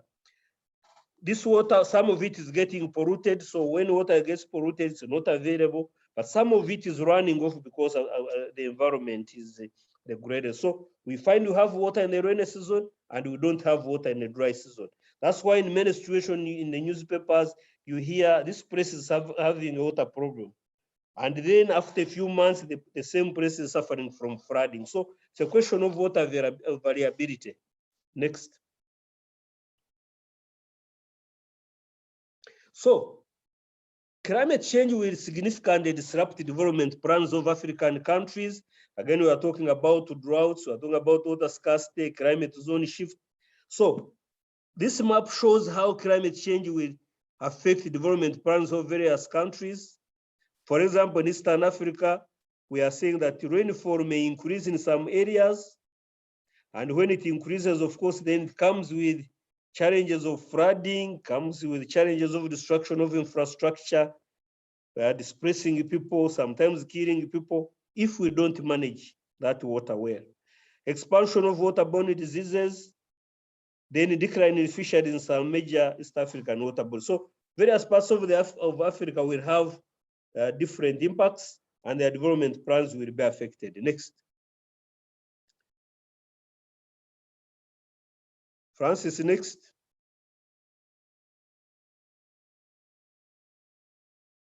Yes, in terms of the impact on livelihood, so security analysts have assessed climate change and how it is going to affect livelihoods and conflicts. What you see here are conflicts, and what is in blue is conflicts related to water. What is in deep brown, conflicts related to land, yellow, conflicts related to fisheries, and light green, conflicts related to biodiversity. And what you see, some of them are local, some of them are national. So for example, what you see in the eastern part of Africa and going to Northern Africa, you see the blue becoming bigger, especially you go to Ethiopia, you go to Djibouti, Eritrea. But also, so the conflicts related to water will increase. Around our area, our conflicts are going to be largely related to land. Of course, land and water are related. And this is the situation between 1980 and 2005. Again, I don't have figures of recent, but the situation must have changed. But what is clear is the changing climate, the varying climate will have an impact on the resource use and the people, and we shall have conflicts related to water, related to land, related to fisheries. Some of these we are already seeing, and some of them will be among the local people, others will be between, say, districts, others will cut across the borders, and these have to be managed. Next.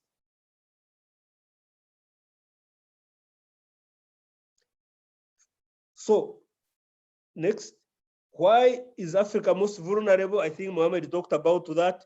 We are vulnerable just because of the environment we are in. We are largely dependent on natural ecosystems. So when our ecosystems are affected, when, for example, the wetlands are degraded, the forests are cut, the land fertility reduces, then we have a problem. So our vulnerability is largely related to our dependence on the land. We depend on the land. While other countries depend on industries, services, for us, we are depending on the land. Anything happening on the land will affect us greatly. For example, if there is a short dry spell, then crop productivity, the all crops will wither and people will die of hunger. But other countries which are depending on industries, they will have money and they buy the food. So dependence on rain-fed agriculture and also raw adaptive capacity. Our capacity to adapt is very low in many ways. Our capacity to adapt in terms of the skills, our capacity in terms of the knowledge, our capacity in terms of the resources, financial and otherwise. So we are vulnerable as a continent just because of the situation we are in.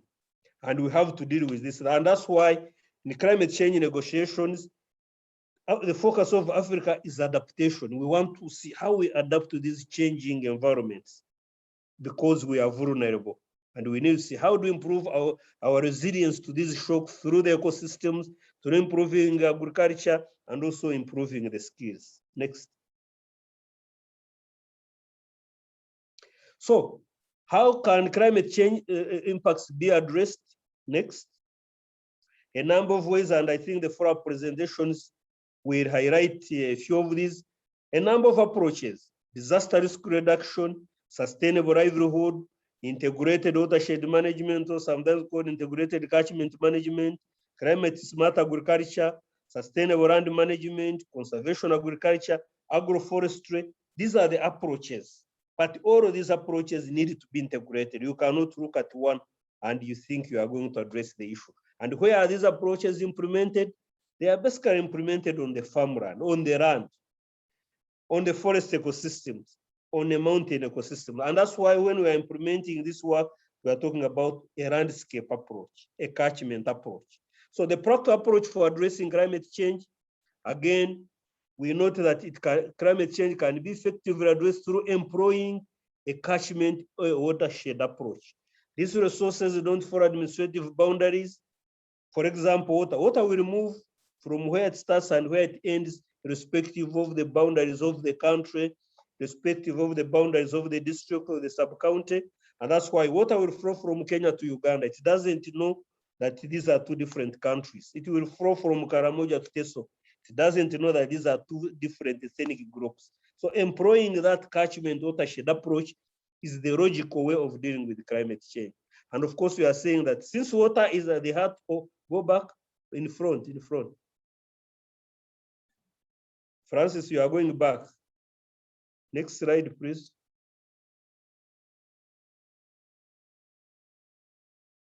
Yes, so since water is at the heart of all, please, you are moving very fast. Go back to the last slide.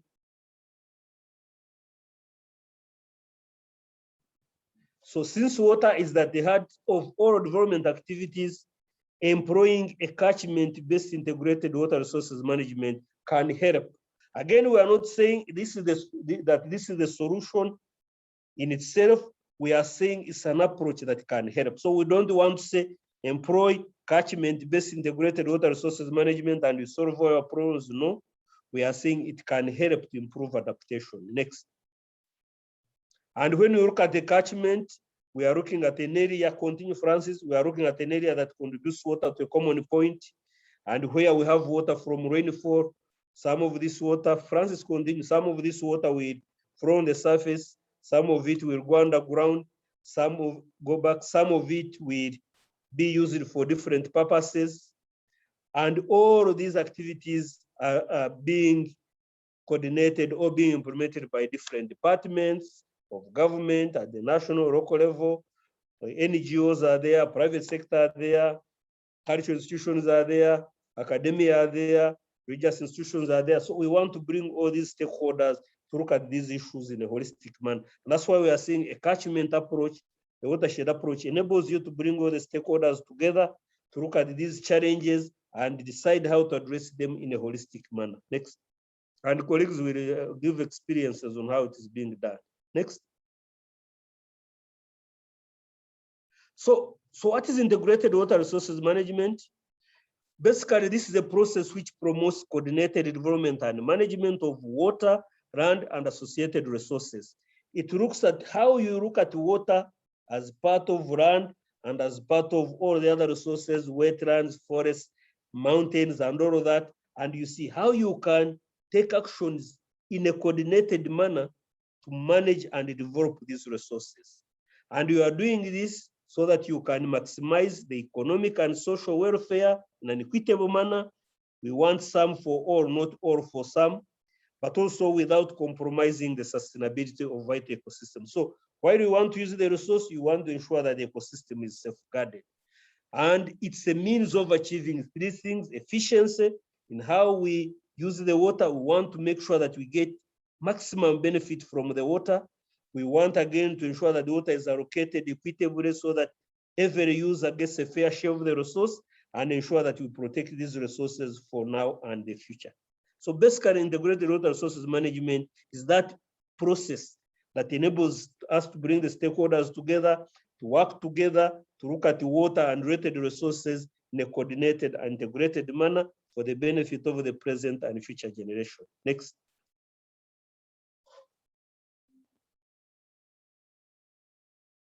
Francis, can you move, please? So, integrated water resources management is premised on the fact that different uses are interrelated.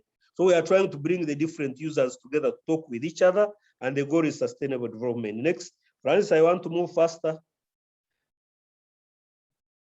So sustainable development, and again, in integrated water resources management integration, we are bringing all the users together. We look at them together and ensure that decisions on allocation are taken holistically. Next. Here we are looking at integrated water resources management as being very key, because water is a fundamental resource that is key for human development, and yet these freshwater resources are under increasing pressure. As I mentioned earlier, we cannot continue looking at them through a sectoral approach. We cannot look at them through a fragmented and a coordinated approach. Once we continue doing that, we shall continue having conflicts over this resource. We need now to improve the way we look at these resources holistically. And what we are talking about can apply to any other resource, not necessarily on water. So if you don't manage these resources holistically, certainly you cannot achieve your objectives. There will be competition. And of course, we are doing this secure water for people. For Uganda, first priority is water for drinking. So securing safe drinking water. We also want to ensure we secure water for food. Right now, our population is growing. We need more food. And we cannot produce food through rain for agriculture. We are going into irrigation. But also we want the ecosystems on which water depend to be safeguarded. Next. So again, we want also to make sure that as we implement integrated water resources management, we continuously have the representation of the women, youth, and disabled to increase, because these are the ones that are affected greatly, and we want to make sure that they are involved in decision making.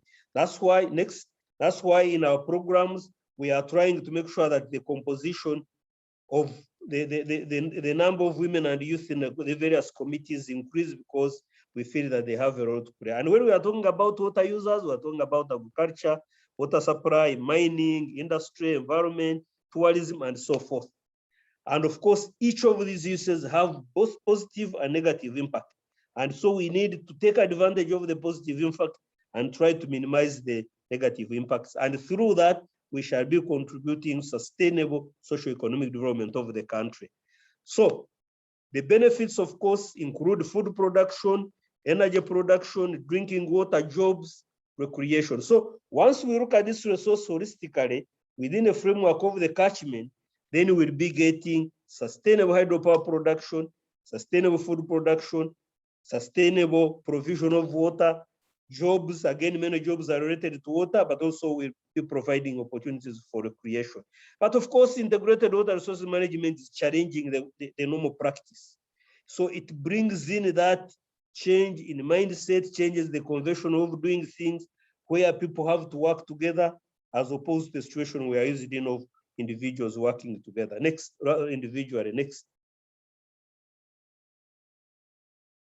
So here in the process of integrating, implementing integrated water resources management, we have to negotiate differences. All of us are coming in with our mindsets, with our experiences and perspectives. So we have to change our mindset.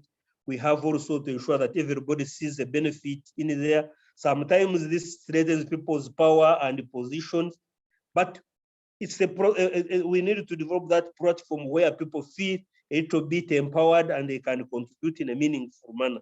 And that's why in the catchment approach, we are creating stakeholder coordination structures so that the users are comfortable.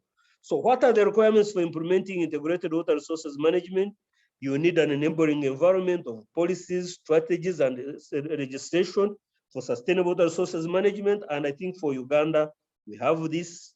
As of now, it can always be improved, but at this enabling environment is there. We need to put in place an institutional framework through which policies, strategies, and legislation are implemented. That's why at the national level, we have the Ministry of Water and Environment, but we have also created regional offices, the water management zones. Then we have also created catchment management organizations, and we scale down the sub-catchment and the micro-catchment, and where we have all these users there. Again, the institutional framework is there.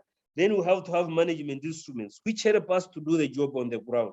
And I think this is where we need to give more attention. How do we take action on the ground? And some of the experiences that will be shared, you will see how it is being done. So how can integrated water resources management help adaptation to climate change? Better water management makes it easier to respond to changes in water availability. Again, once you manage water better, it means even when climate change is reducing the availability of water, you are managing what you have, improve water use efficiency.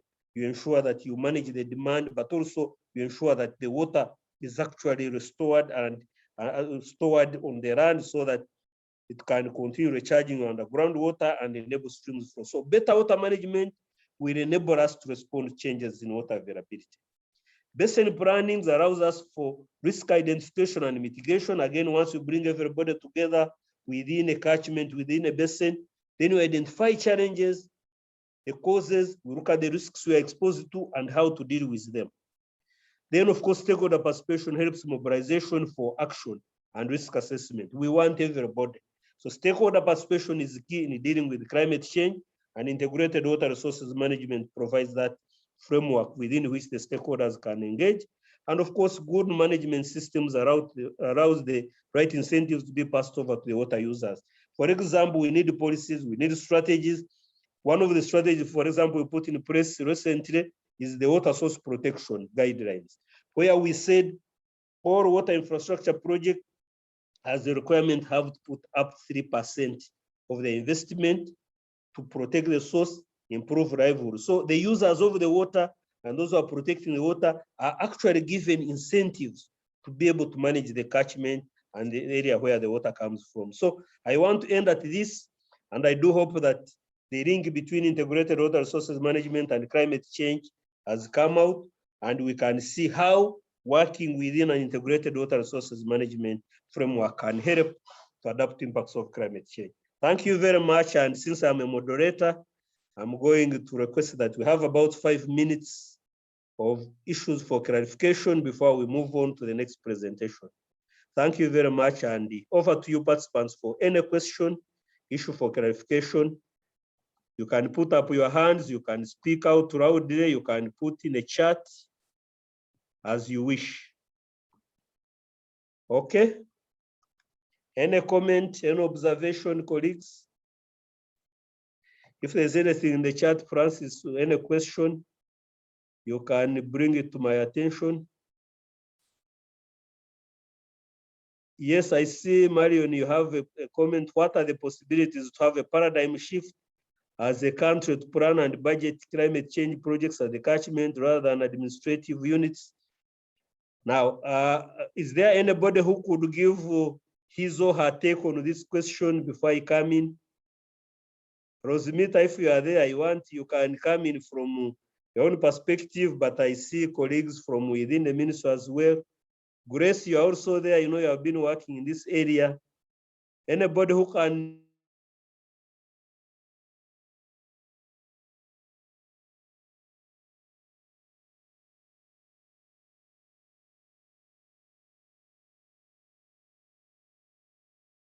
have paradigm to give his or her take on this?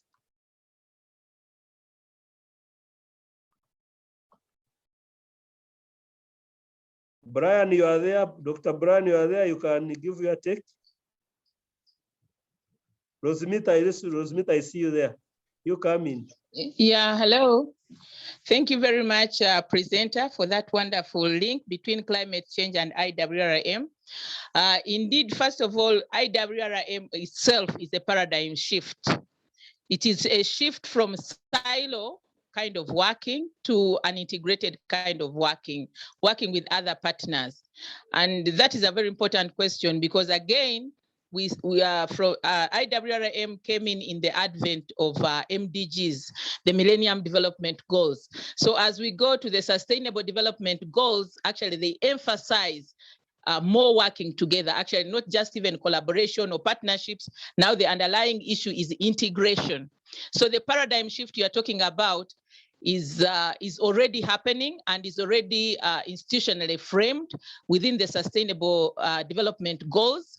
So it's a shift whereby we are now trying to see how do we apply integrated water resources management into other kind of sectors that are important for livelihood development. So Iwrm has gone way beyond just focusing on water, but focusing on other livelihood priorities like health, environment, energy, human development. That's where you have things like Iwrm and gender. So the paradigm shift is already happening, but this time round is happening under the theme of integrated approach, but integrated not within the water resources management, but into other sectors that are outside the water resources subsector.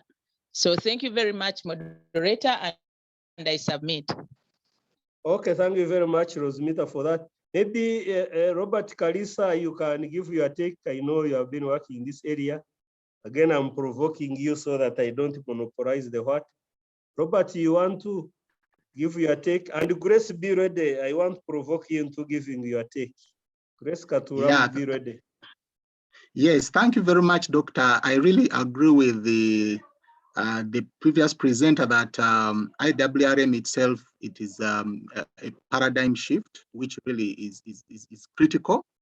But what is very, very important is that creation of awareness and integration of all the other stakeholders is very, very critical. Remember, we have the politicians, we have the policymakers, we have the local people, we have all these other people who are benefiting from the resources. And remember, so bringing them together is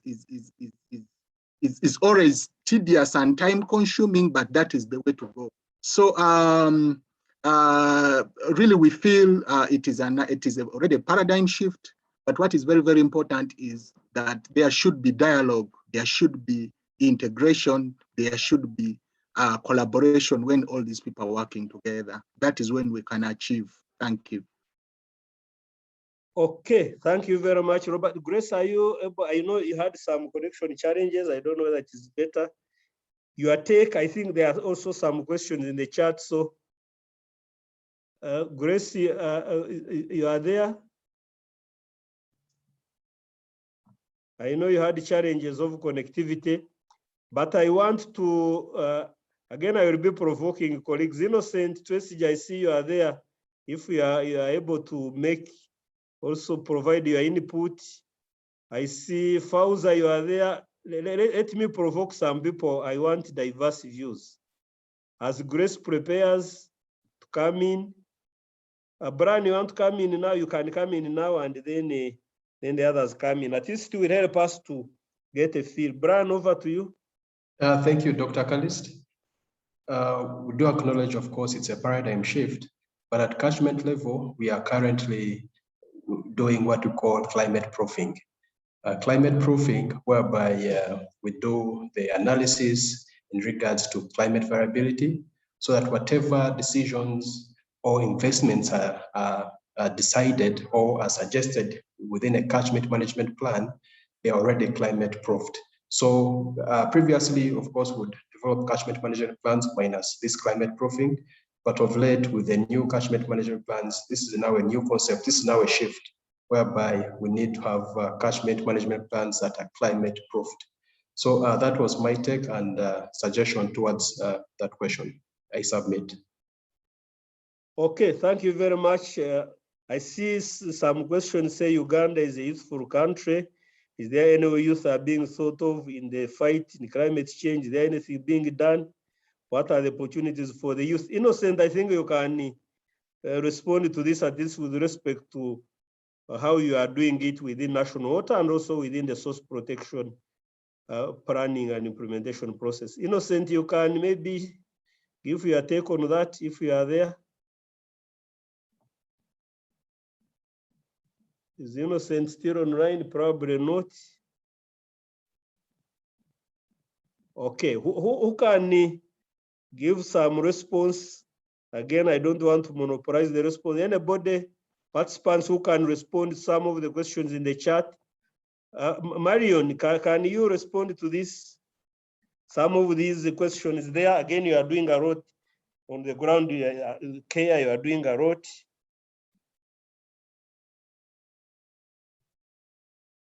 Is Marion still there? Probably not. Yes, Grace, come over.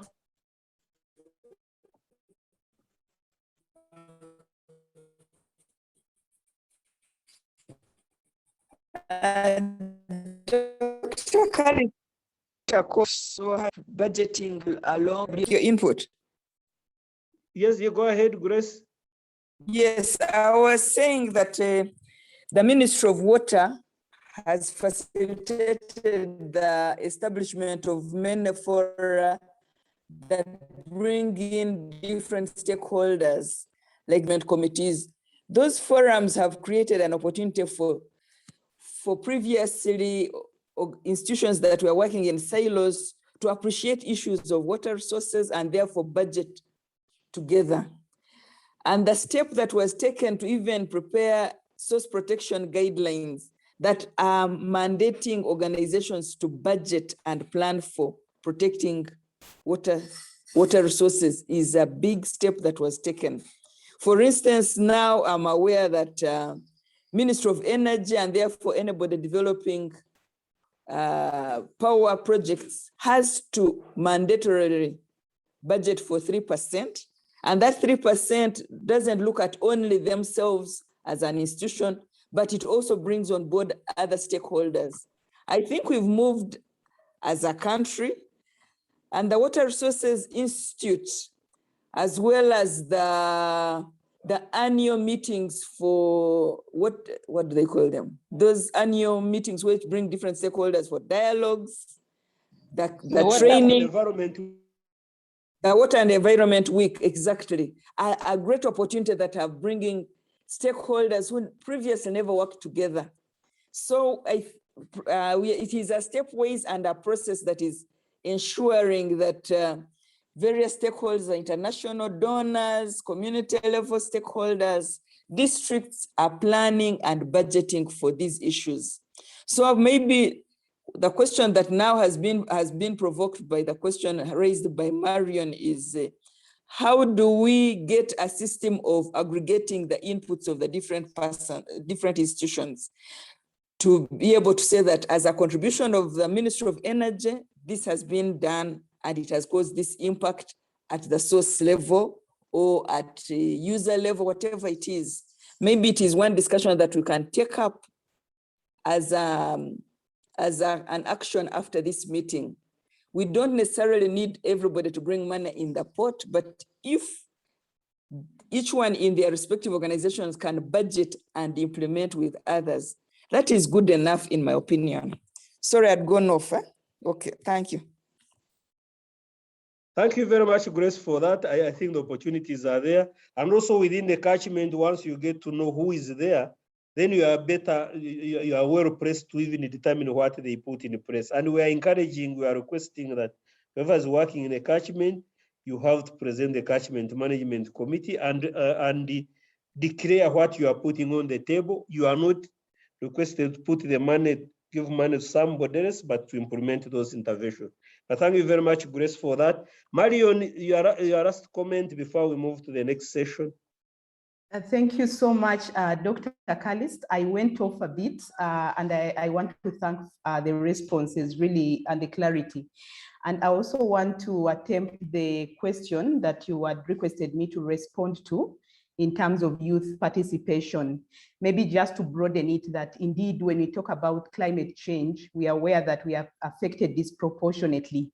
What I can say is that at CARE International, what we have largely done in terms of integrating all the different gender is to ensure that we do gender vulnerability and capacity assessments on the basis of the fact that we are affected disproportionately. So in doing that, in whatever you mentioned, in whatever planning, you're factoring in how the different gender are participating, including the youth. And we have quite some interesting tools if people are interested also screening in terms of how we are faring in terms of gender integration. We have the gender marker and many other tools. I'll be glad to share this if it's a point of interest. Thank you, and over to you, Dr. Callist. Okay, thank you very much, Marion. Again, we do appreciate, and colleagues, you realize that we have a lot of resources, and events like this enable us to know what is happening. Just a few additional comments on issues raised in the chat. How would we integrate mainstream integrated water resources management in local government systems for community adaptation and implementation? When we develop catchment management plans, and these are developed by all the stakeholders, actually led by the local governments. So a catchment will cover a number of districts. So right now we are working with the local governments to integrate catchment management plans into district development plans so that they are easier to implement. So that's the direction we are taking, but the catchment management plans have those actions to be implemented in various locations within the districts. But to make it easy for the local governments to budget for them, we are working with them, and we have already started, I think, in about 4 districts. It's an area where we are piloting it, and we would be happy to work with some of you to move this agenda forward. On the youth, right now we are giving special attention to the youth. Actually, right now, we are moving forward. We have initiated a program of creating job incubation centers around water and environment resources, where we are targeting the youth and the women. We are starting in the Southwest, where we want to get the youth to look at, for example, the wetlands, the dams we construct as a ministry, the natural water bodies, the lakes as rivers, as sources of jobs. So we are already initiating that process, and we feel that through that arrangement, the youth will be more engaged, they will get incomes, they will get employment. We are also moving forward. We are working with the Ministry of Trade and Cooperatives and Uganda Cooperative Alliance to create water and environment cooperatives. Again, cooperatives around water. This is the initial stages. We want to learn from it, but that's the direction we are taking to make sure that we don't look at these resources just as social benefits, but also look at them for economic benefits. And through that arrangement, we feel that we'll be contributing more to employment and wealth creation and income generation. Okay, so somebody asked about, let me see, somebody was talking about constructing a pit latrine. What can be done to reduce water logging in an area if an area has water table where one wants to dig a pit latrine? Right now, water logging, we are actually right now, there's some work we are doing in northern Uganda, northeastern Uganda to improve the flow of water. We are creating percolation pits and drainage channels as a way of also reducing flooding. Through that arrangement, the water table will go down. And even when you are going to construct, for example, pit latrines, then you find that the water table has gone down, but we don't encourage construction of pit latrines. Those areas would want to go for other sanitation options which will not pollute the water. I want to leave this at this, and we move to the next presentation. So I want to invite Mr. Robert Kalisa to come here forward and take us through a presentation of integrated water resource management and disaster risk reduction. So,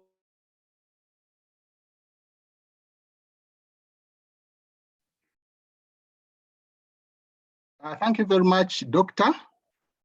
Let me try to load the presentation. Can load your... Robert, are you hearing me? Yes, Doctor, I'm hearing you. Yes, so over to you. Oh, thank you very much. Okay, okay.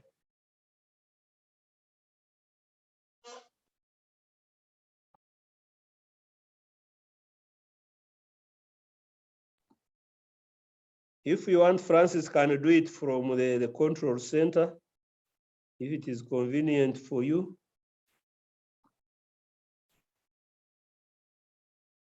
Yes, I think, Francis, you can share, you can load it from there. Yes, as Francis wrote, James Irko Okwale said, how can we integrate payment for ecosystem services fund this program Yes, we're actually already looking at payment for ecosystem services. If you look at the 3% contribution for water source protection is more or less a payment for ecosystem service arrangement. For PES, of course, we talk about the seller and the buyer. And for us, from the water resources part, we didn't want to get anybody to say, I'm selling, I'm buying. So the water source protection guidelines where we have 3% contribution is one form of PES. But we are working with WWF to see how we can really take on board the full-scale PES in this process. So source protection is some form of PES. Okay, so Robert's screen, I think, is coming on. Yes. So Robert, bear in mind, sometime we are not doing well with the time. Francis, can you read the presentation by Robert? It was coming on, but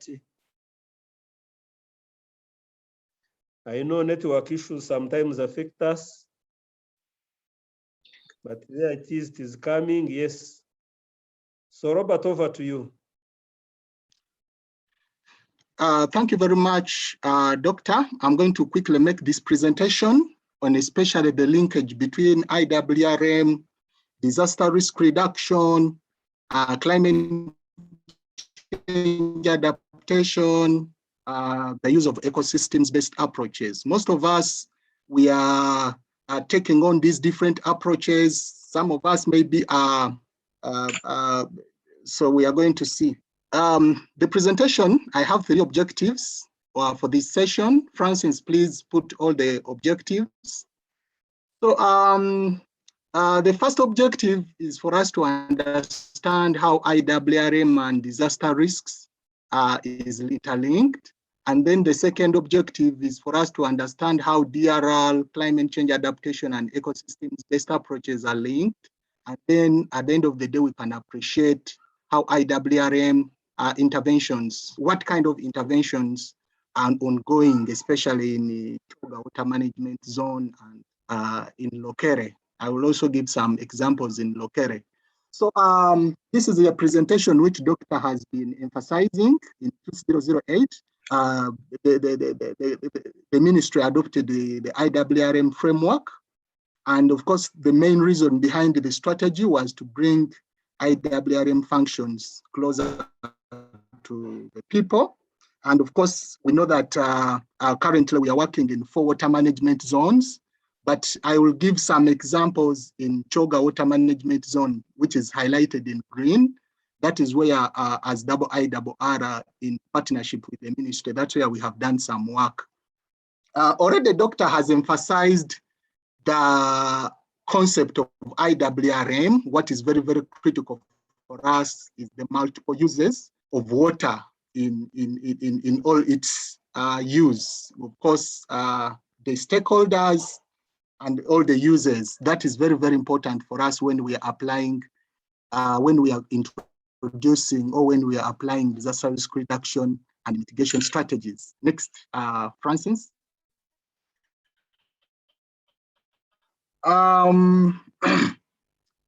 Next slide, Francis.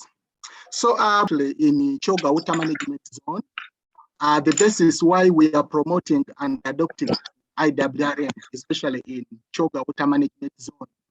In this picture, we are trying to see the different water users, the different water users in Choga water management.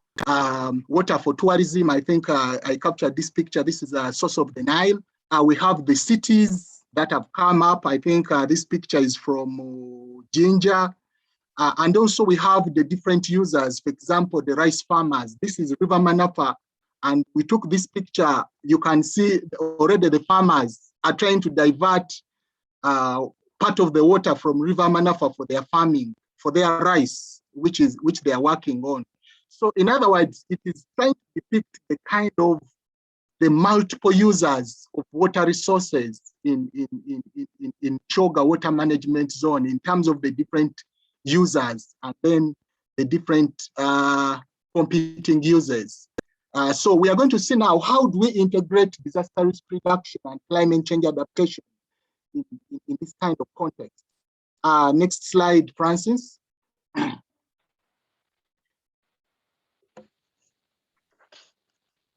Next slide, Francis. So we are seeing there the other also uses in Choga water management zone. This is the industrial users. They're also part of the Iwrm. They are first of all using the water, but in some other cases, they're also maybe at one time, maybe polluting the water resource. So how do we now integrate issues of disaster risk reduction and climate change in all these different uses and users? These pictures, we captured them in Ginger. Next slide, Francis. We took this picture in the lower sections of Manafa. I think you can see that is River Manafa. You are seeing the settlements. You are seeing the activities in the buffer zones of the river. We are seeing a number of activities like fishing. When you go to the upper sections of the catchment, that is in Karamoja, you are seeing livestock and farming. We are seeing other users who are trying to pollute. So there are a number of activities. There are a number of activities in the catchments.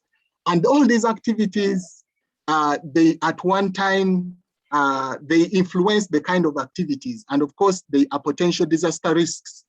So next slide, Francis. So in the coming slides, I'm going to present what kind of activities, what kind of interventions we have put in place in some of these. So I want to emphasize, first of all, that, of course, before I come into this slide, I want to emphasize that when you look at Choga Water Management Zone, it's really a very big zone with over 50 districts. It has a number of Ramsar sites. It has a number of lakes, rivers. It has a number of infrastructures. It is hosting a number of new cities and districts. So there are a number of key activities that are ongoing there. But what is very, very important is, like how Dr. and Mohammed said, when we look at Iwrm disaster risk, we emphasize that all development activities that do not consider disaster risk reduction into planning and implementation, they are not sustainable. And of course, in this slide, I wanted to emphasize the linkage between disasters and development. They go hand in hand. Disasters and development are intricately linked and they have enormous impacts on development, including agriculture, housing, and name it. So next slide, Francis. So disasters and development, they are really interlinked, and already that this is what Dr. Khalist and Mohammed were emphasizing.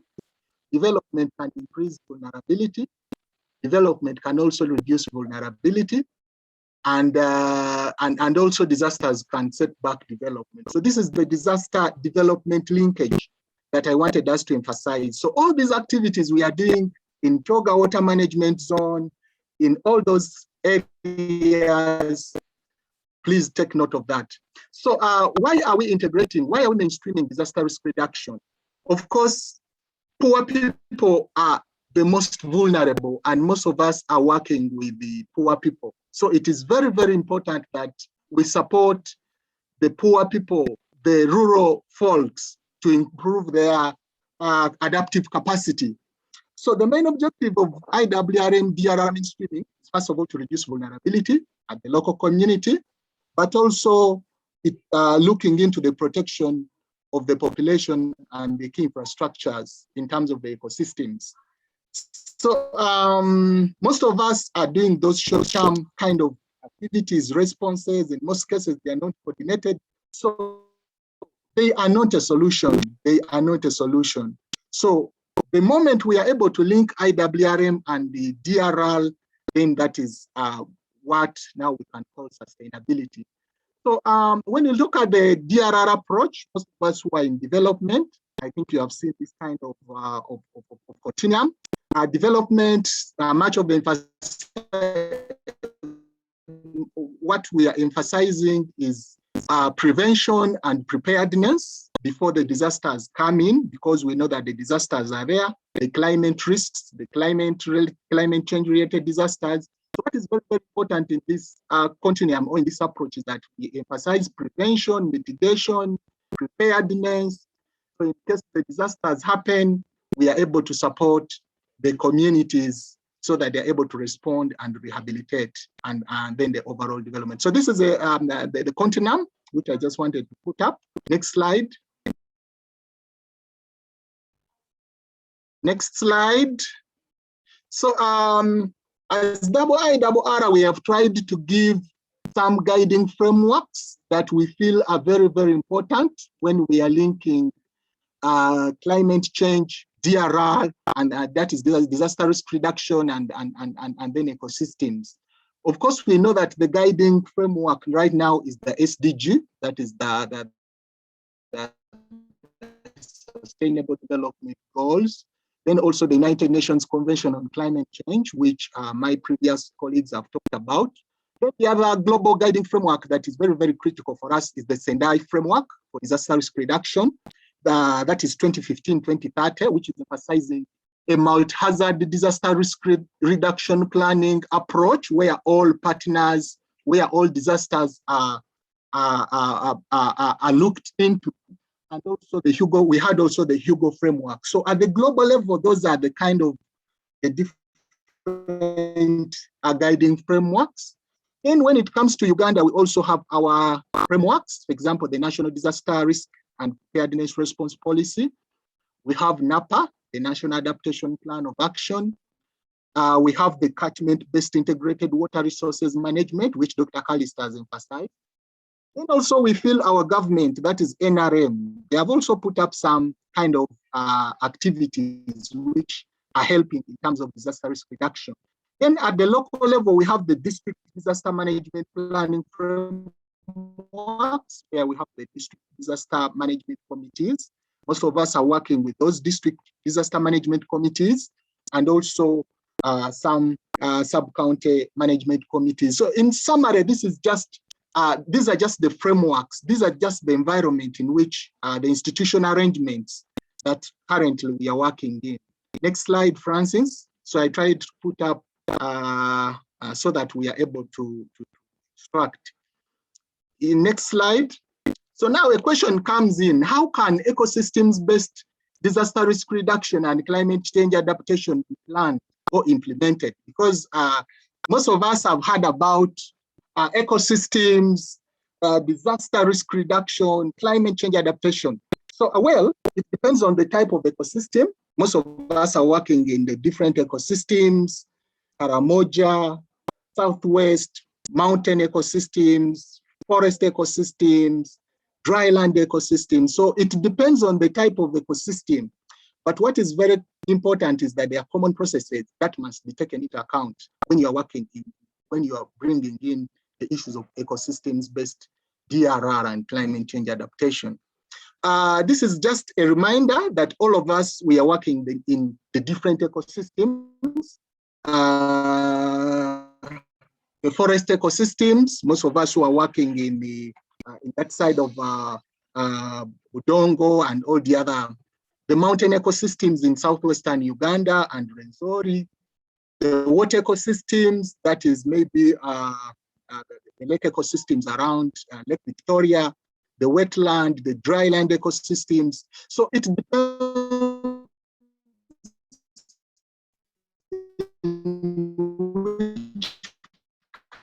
kind of ecosystem you are working.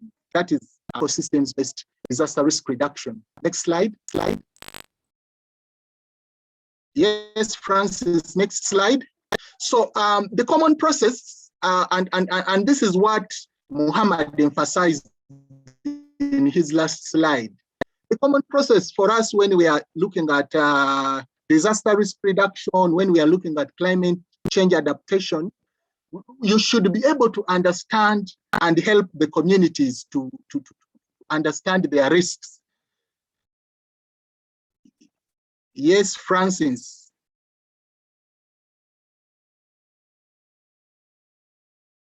Yes, Francis, you have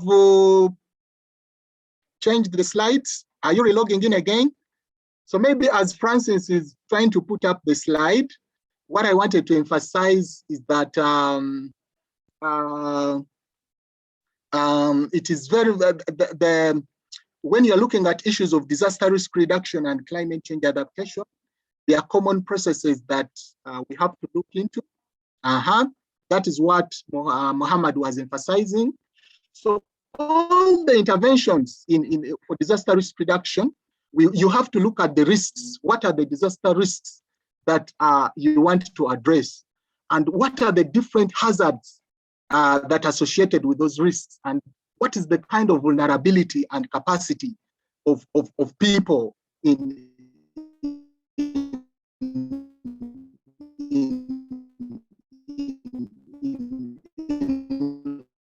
all those interventions.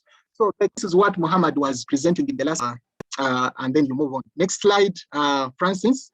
So for us who are doing DRL, climate change adaptation, so some of us have been now asking ourselves so many questions. The linkage between disaster risk reduction and climate change adaptation.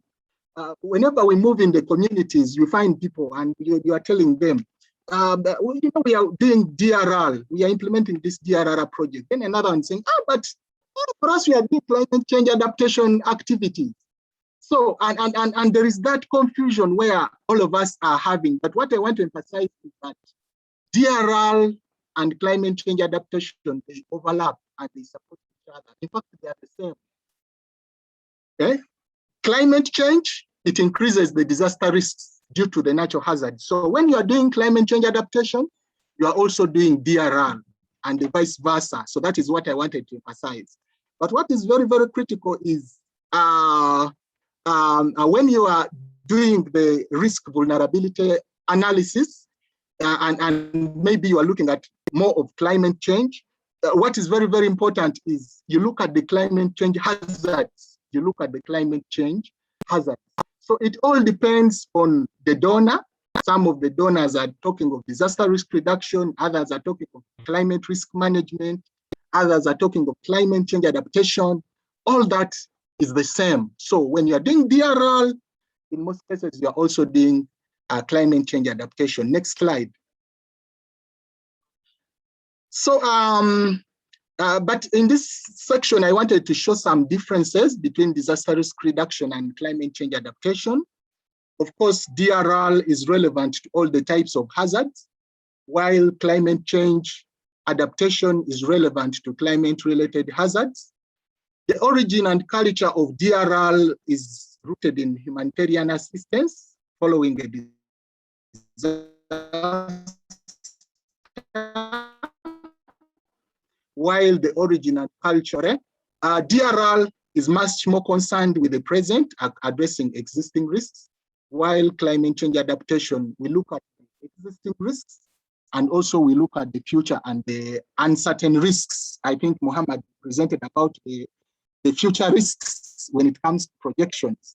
Then DRL, much of its interventions, they look into the historical perspective, how disasters have affected people over the years, while climate change adaptation looks at the present, but also the future trends.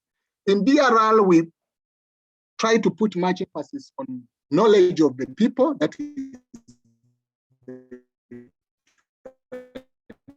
is knowledge, while when we are looking at climate change adaptation, scientific knowledge of climate change, and then how we are able to adapt, but people, how they are adapting. So the next slide.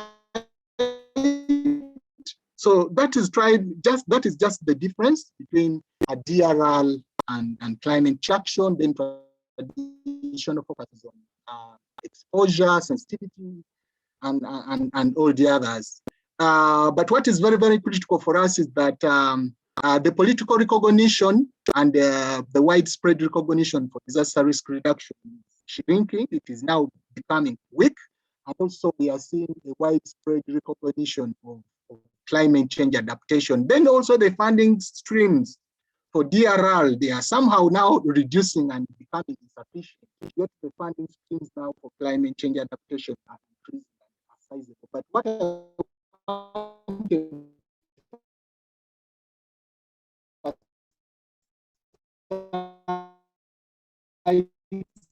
this is the same. It depends on adaptation strategies to increase the essential services, and they are able to reduce the vulnerability of people and their livelihoods. So if you are working on ecosystems-based adaptation, is it climate change adaptation? You should find all those activities, all those landscape strategies that increase the ecosystem's services. So of course, it involves a collection of government, communities, and all the other development organizations, the resilience of people and then communities. Next slide. So remember, I emphasized the issue of ecosystem. So when we talk about ecosystems-based disaster risk reduction, it provides an integrated approach, disaster risk reduction, climate change adaptation, and then the improvement of the ecosystems, where the sustainable livelihood development is very, very important. So it includes maximizing investments in environment, which capitalizes on existing ecosystem services, so that you are able to achieve multiple benefits for sustainable development. Next slide. So it depends on how you integrate them. These are just some examples. For example, you can do some interventions that where you are looking at maintaining and restoring infrastructures such as wetlands, mangroves, and all the others, so that maybe the people living adjacent are not vulnerable. But also protecting some endangered areas. For example, we have some Ramsar sites which are being conserved. That is part of ecosystems kind of restoration and adaptation. So if you are able to work with communities and you increase the availability of natural resources as a source of food and other important livelihood sources, then you are also doing ecosystems-based adaptation. So in this slide, I tried to put the linkage between climate change and ecosystems. Of course, in the morning, Doctor has talked about the drivers and also the impacts of climate change. Both Mohammed and Dr. Khalist, they have emphasized. But what is very, very important is that the impacts affect the different ecosystems differently. And of course, we have the changes in the ecosystems, the changes in the provisioning services, the regulating services, the supportive services of the ecosystems. All these are being affected by the impacts of climate change.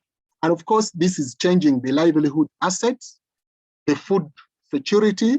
Already Mohammed has told us what will happen in 2040 and 2015 and 2050. Dr. Khalist has emphasized the issues of conflicts.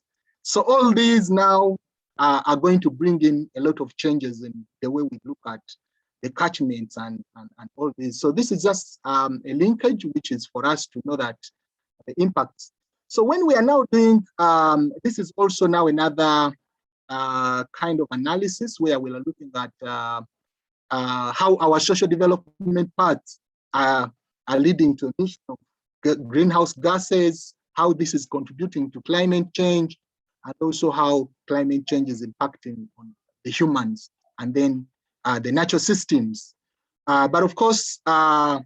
has emphasized much of the negotiations at global level is much more on adaptation, but also some countries are also now looking into issues of mitigation.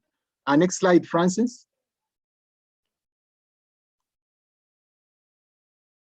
So I'm now going to give some small, you can go back shortly. I'm going to give some small wrap up, especially in Lokere sub-catchment where IRL we have done some work. This is the map of Choga Water Management Zone, but I'm just going to quickly dive in on some of the activities on DRL and climate change adaptation, which we have done in Lokere. Lokere is one of the sub-catchments in Choga Water Management Zone.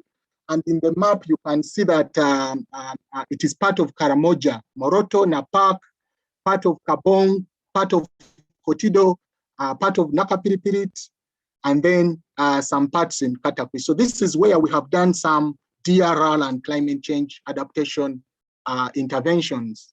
Next slide.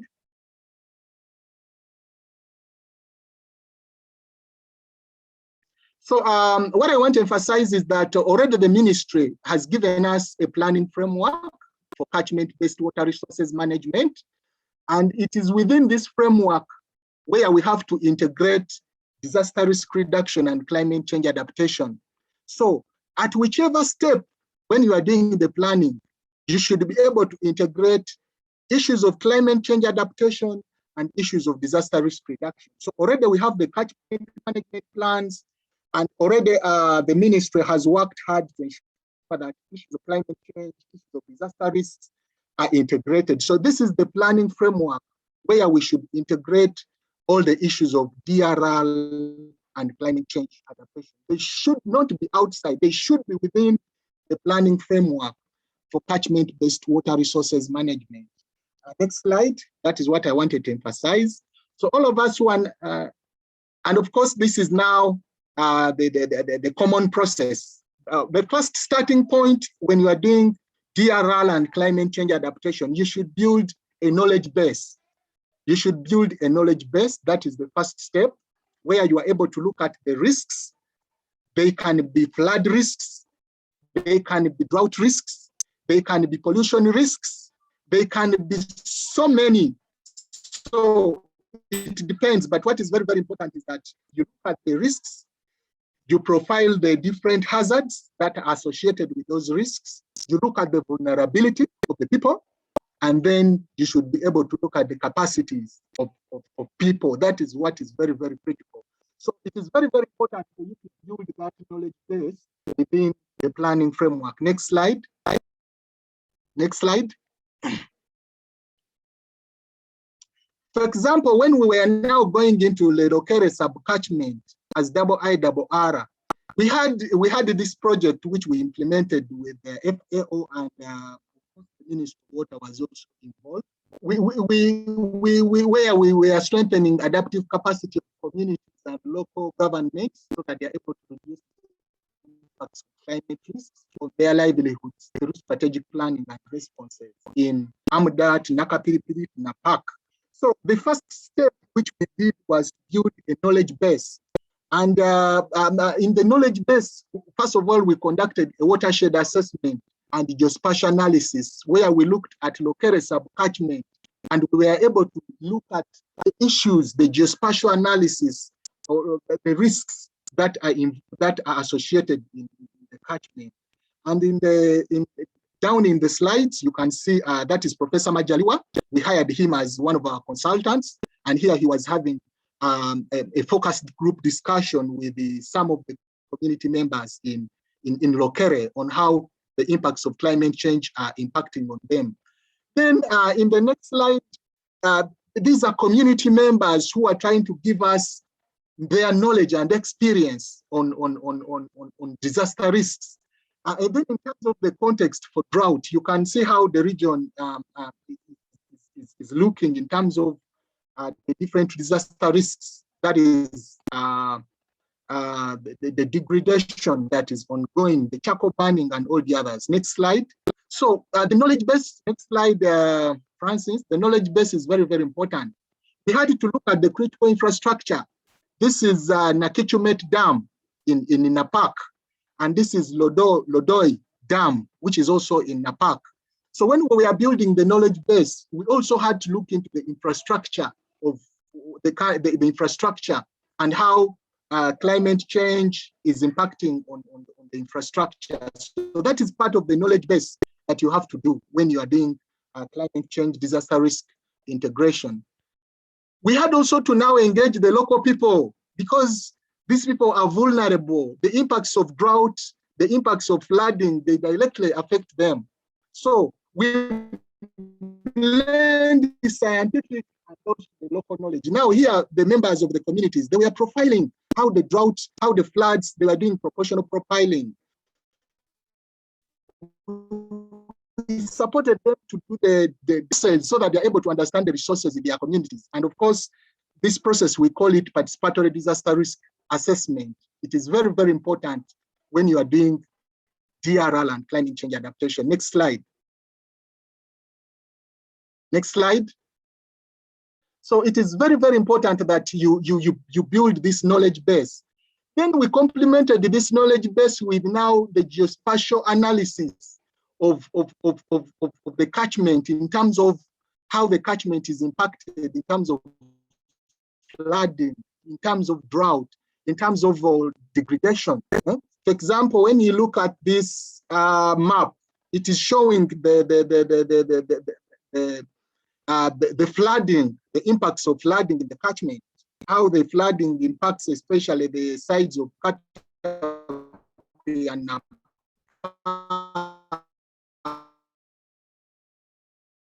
the lower sections of locality. You are able to analyze and generate a lot of information before you, the local knowledge and also the scientific knowledge as you are doing the planning in terms of the interventions. Next slide. So we were able to generate a lot of information on the catchment, and also we are able to apply a number of tools. Of course, the climate risk analysis tool, where you are looking at the climate hazards and the vulnerability of people in terms of the exposure, in terms of the degree of sensitivity, and then in terms of adaptive capacity. So this is part of what you are supposed to do. And of course, like how Muhammad emphasized, you have to look at the current vulnerability and also you have to look at the future vulnerability. It is very, very important for you when you are doing the climate change DRL planning. Next slide. Next slide. This is the planning process that I wanted to emphasize. This is the planning process that I want to emphasize. What is very, very critical is that it should involve the community members. You should do a lot of awareness when you are bringing climate change and disaster risk interventions. And of course, you should be able to support the communities through participatory vulnerability assessment. In terms where they are able to understand their risks, you should be able to assess their sensitivity, the exposure, and then also the capacities. You should be able to look at their capacities. But what is very, very important, you should be able to plan. You should be able to identify a number of options that will help the community members to adapt. And of course, we are emphasizing that the planning framework should be the smallest unit. That is a watershed, a micro catchment, or a small landscape. And then you should be able to implement some of the DRL interventions that you have identified. So this is briefly the planning process. Next slide, as I wrap up. And of course, this is like a planning process where you can plan on what kind of pre-watershed activities, which you are going to do maybe within 6 months. Then the preparatory and planning phase, it can take 6 months when you are doing participatory disaster risk assessments. Then the third stage, when you are implementing some interventions, and also the withdrawal. So when you are doing entry phase, orientation, sensitization of communities, it is very, very important. Participatory identification of watershed boundaries, that is all that we did within the first kind of the planning entry phase. Then when it comes to the preparatory or the planning phase, you should support the communities to do participatory disaster risk assessment. You should be able to develop watershed land use plans. You support the communities to form, identify adaptation plans, early warning systems, develop a contingency plan. Then now you implement and then you evaluate. Next slide. There are other frameworks, Doctor talked about them. Some members use the livelihood approach. Still, it brings you to the same. Next slide. Doctor said there are so many approaches. This is also another approach. But what are the lessons learned? one of the lessons learned is that IWRM, DRR, and ecosystems, they are linked, they are interlinked, they feed into each other. Another lesson learned is that you should be able to involve all the stakeholders through participatory disaster risk assessment. That is very, very critical.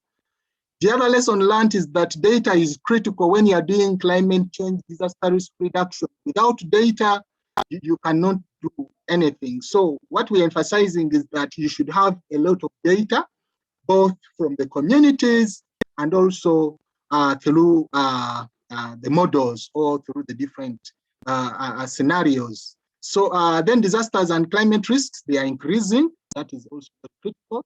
So disasters and climate risks, they do not follow, and risks, they don't follow political boundaries. They cut across. The major challenges, the funding streams for DRR are reducing, but of course we are getting them through climate change. And of course, the capacities are very low, especially for DRR climate change planning. At district level, they are very low. And also we have a lot of data gaps when we are doing the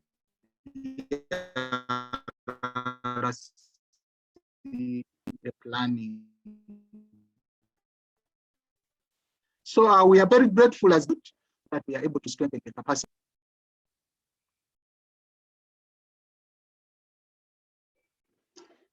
Back to you, Dr. Callis. Thank you very much, Francis, for moving me through the presentation.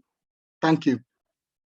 Okay, thank you very much, Robert, for this presentation. So colleagues, you will bear with us. We are not doing well with the time. I hope you will agree that we extend a bit to cover these presentations.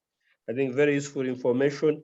Can we have a few minutes to respond? Any comments, any suggestions, any questions for Robert before we move to the next session? We have two other presentations before we end. Any comment? If you can put up your hand if you want, or speak out loudly. I think it has been a very interesting presentation, and you have been able to see how climate change adaptation, DRR, and ecosystem-based adaptation are related, how different they are, or how similar they are. An observation, I don't know in the chat whether there is any comment related to somebody was providing clarification on the name of the dam. We take note of that. Yes, Catchment. Yes. So any comment? Okay. So we will yes. Fauza, yes, you have your hand up. Go ahead. Thank you, Doctor. Thank you so much for the presentations and the capacity building. I would just like to make one simple comment on the real last slide, where the presenters stated that IWRM is partnering with those institutions to develop the capacity of development partners. Just to remind him that it's not only development partners that you're building their capacity, you're also building ours. So just that, so it's beyond development partners capacity building, discovering many of us anyway. Thank you. Thank you very much, Fauza, for that. So Robert, take note of that. Broaden, I think we are reaching broadly. Yes, thank you. Yes, Marion, over to you. Yeah, thank you so much, Robert, for that very inspiring presentation. Mine is in regard to data and its use for local planning. I don't know from your experience how this is working, because since morning we've been looking at really very good data coming from Mohammed, coming from the presentations that we've had. But in terms of downscaling it for use at local level planning, it's something that I wanted to understand from you, from your experience. How is this, or is there anything around this that is being done? Thank you. Over. Okay, thank you very much. So Robert, maybe you can respond to that as we prepare to move on. Thank you very much. Thanks, Marion. The issue of data, yeah, it is very, very important.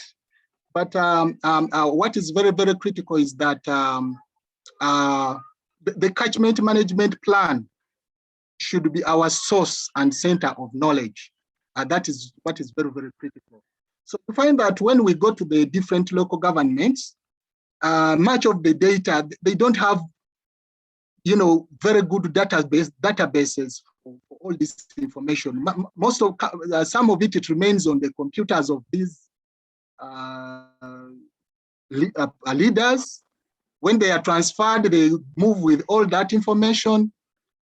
Some of them, some of the new districts, they are just trying to come up with the databases. It is really challenging. But what is very, very important for us maybe within the framework of catchment-based water resources management, we need to find a way of how we can simplify and have all this information disseminated to the stakeholders. The challenge is that most of the leaders in the districts, they keep on transferring them, they keep on bringing other policies. So that is now where the challenge is. But what is very, very important is, let us use the local knowledge. Let us utilize the local knowledge. Let us combine both the scientific and the local knowledge. That is what is very, very critical. There's a lot of knowledge in the community. Those people, the men and women, they have a lot of knowledge. They have a lot of information, but most of it, we haven't captured it. Even us as NGOs who have tried to capture, it remains in our laptops and so really the issue of data is a challenge. But what is very, very important, you should be able to combine both the scientific knowledge and then the traditional knowledge. That is very, very critical. Thank you, Dr.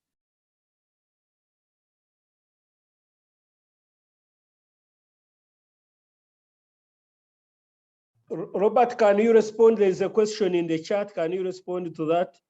I think two, if you can look at those. Robert, you have seen the chat? Yes. How replicable are these? How replicable are these approaches within the country? How can we sustain and grow the capacity built in the study area? So what I want to emphasize is that the application of these tools, it should be at the smallest unit. The application is at the smallest grassroots level. That is very, very important. So when you move in the district, it is very, very important that you build the capacity of the stakeholders. But what is very, very important is when you are now looking at the application, the implementation, please, you look at the smallest manageable unit of where this application will be relevant. In some cases, some of us will come and we are trying to implement DRL and all these interventions in more than 50 districts. It is hard. You have to look at the smallest unit, which is a small micro watershed, which is a parish, which is a district, which is a sub-county. So the moment you are able to lay the structures, the moment you are able to mobilize the stakeholders, then you are able to implement and then you achieve results. So it is a continuous process, but what is very, very important, you look at the smallest unit where you will get the results. Please don't look at the big scale. You should look at the overall catchment. But the application should be within the smallest unit of the catchment, of the watershed, of the district. And then how do the interventions bring, or how do they link with now the overall catchment management plan? That is what is very, very critical. Already we have the 4 water management zones, and then that is what we do. Catch up with you on work that we are doing on UNEP here. So I think, Doctor, that is what I have been able to see. The others, I think we can link up. Also in ASWA, they are saying the same synergies. So what is very, very critical is that the planning framework is the catchment-based water resource, is the catchment management plan. So how you now go into the communities now, that is where now you are now bringing the application. Thank you. Yes, Robert. Robert, there was a question that there was a question that the dams are bare, but I can respond to it. That we are preparing water source protection plans around the dams. We have some program going on in the Karamoja. We already started with doing that around some valley tanks. Actually, I think 11 of them. When you look at those valley tanks, they are well protected. The water is clear. So we are continuing with that program in Karamoja. Actually, we have a program in Rokere. So what was raised, I think, is appreciated. Fauza, you have a comment?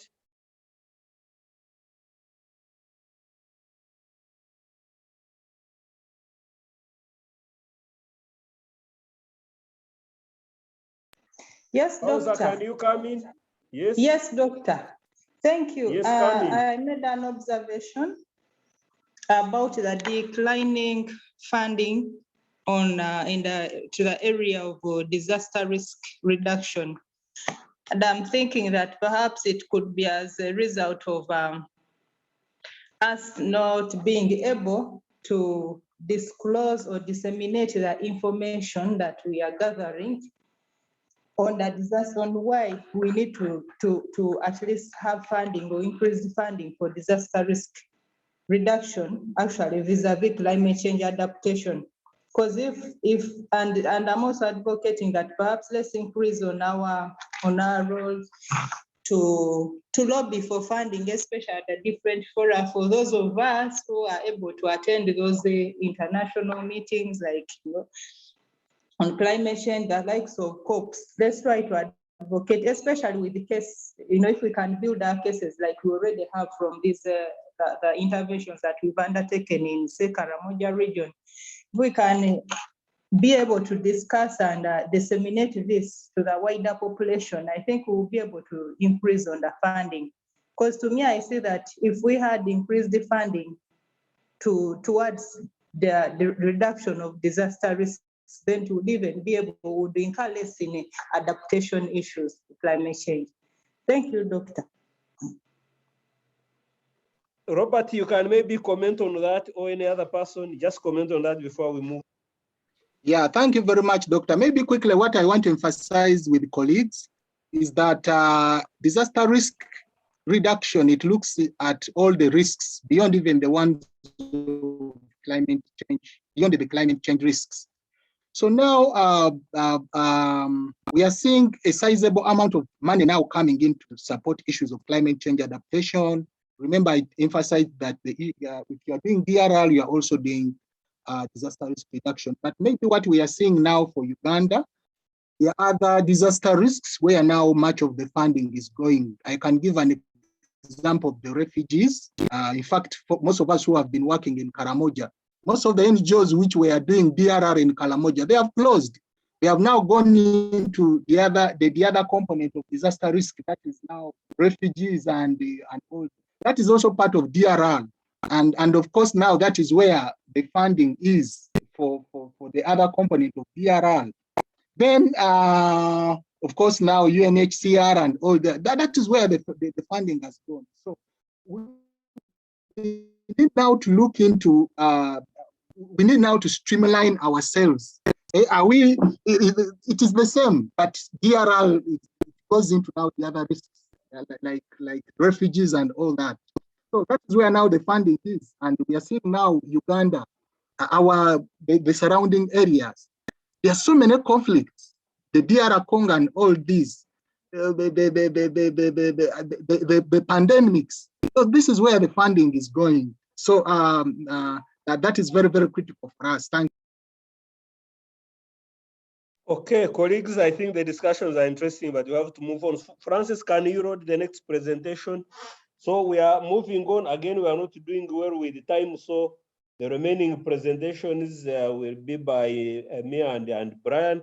So we are going to run through them very fast. So Francis wrote the presentation. So I hope we bear with us to extend a little bit. We are going to run very, very fast and see how we can go through. Francis, can you read the next presentation on concepts, frameworks, and strategies for climate change adaptation? So colleagues, I'm going to take you through this presentation. Francis wrote it, and in here, I will try to get really all of us to understand what we need to bear in mind when we are talking about climate change adaptation, the frameworks we are working with, and also the strategies. Next. And at the end of this presentation, we expect that we shall have an understanding of the concept of adaptation to climate change and variability. We'll be able to explain the difference between adaptation and mitigation, and also provide arguments why adaptation is very, very important for Uganda. And also we shall talk about typologies of adaptation options, and also very fast run through how one can develop an adaptation strategy. Next.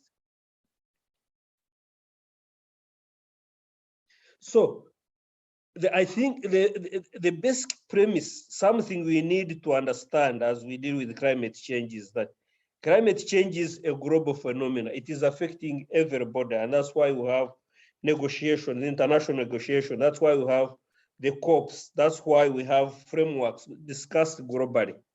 But what is clear is that the problems will be local, and we shall have to adapt and plan locally. So what happens in Uganda is different from what happens in the UK. So, but we are all dealing with the same problem. Again, when you look at this picture, what you see there is a chicken in being roasted, and the other chicken are looking on. So if a chicken is being roasted, chances are that one of these chicken will also go in there. So we just don't need to look on, even when people are suffering from climate change, we don't just look on and don't do anything. We don't just stay at the problem. We have to do something to address this problem. And really that's the whole purpose of adaptation and mitigation. Don't just look on, do more than that.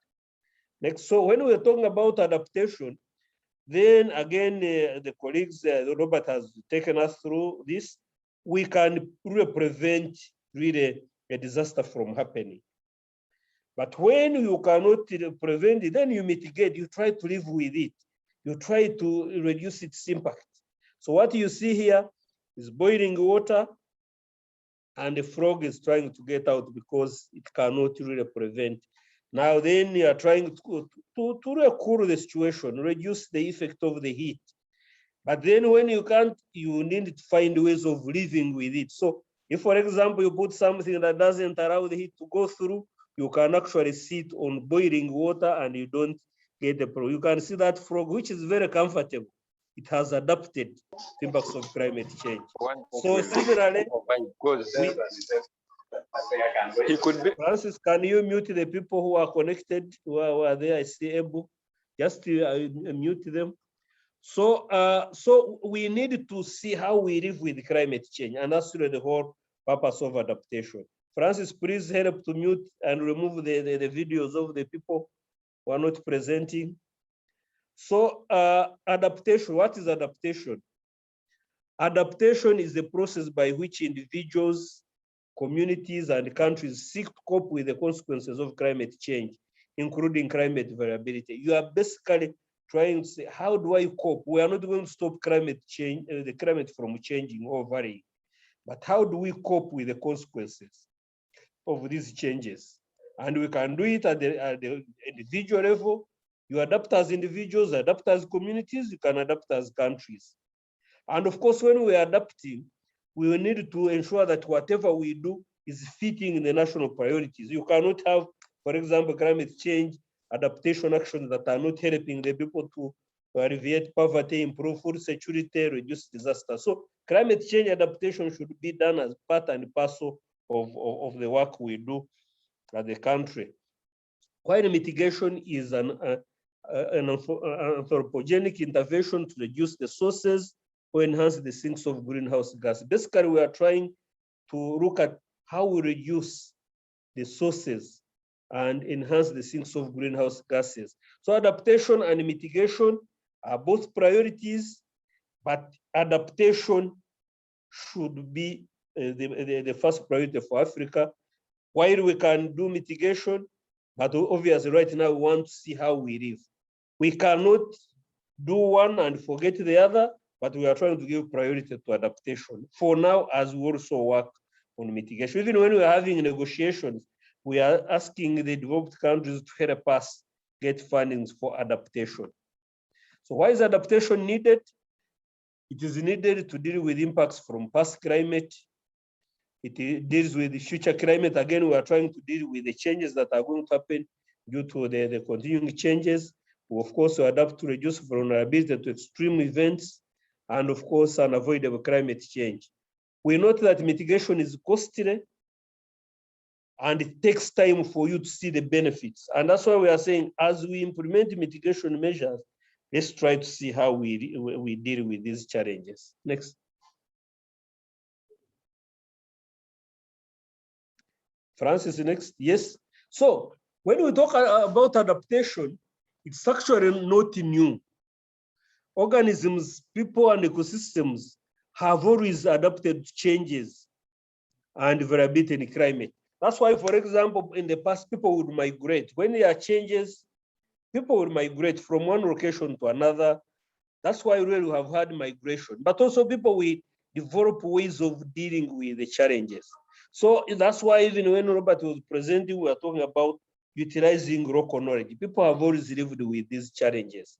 They are not new, only that really they are increasing in intensity. That's why we need to take more serious action. So adaptation is not new.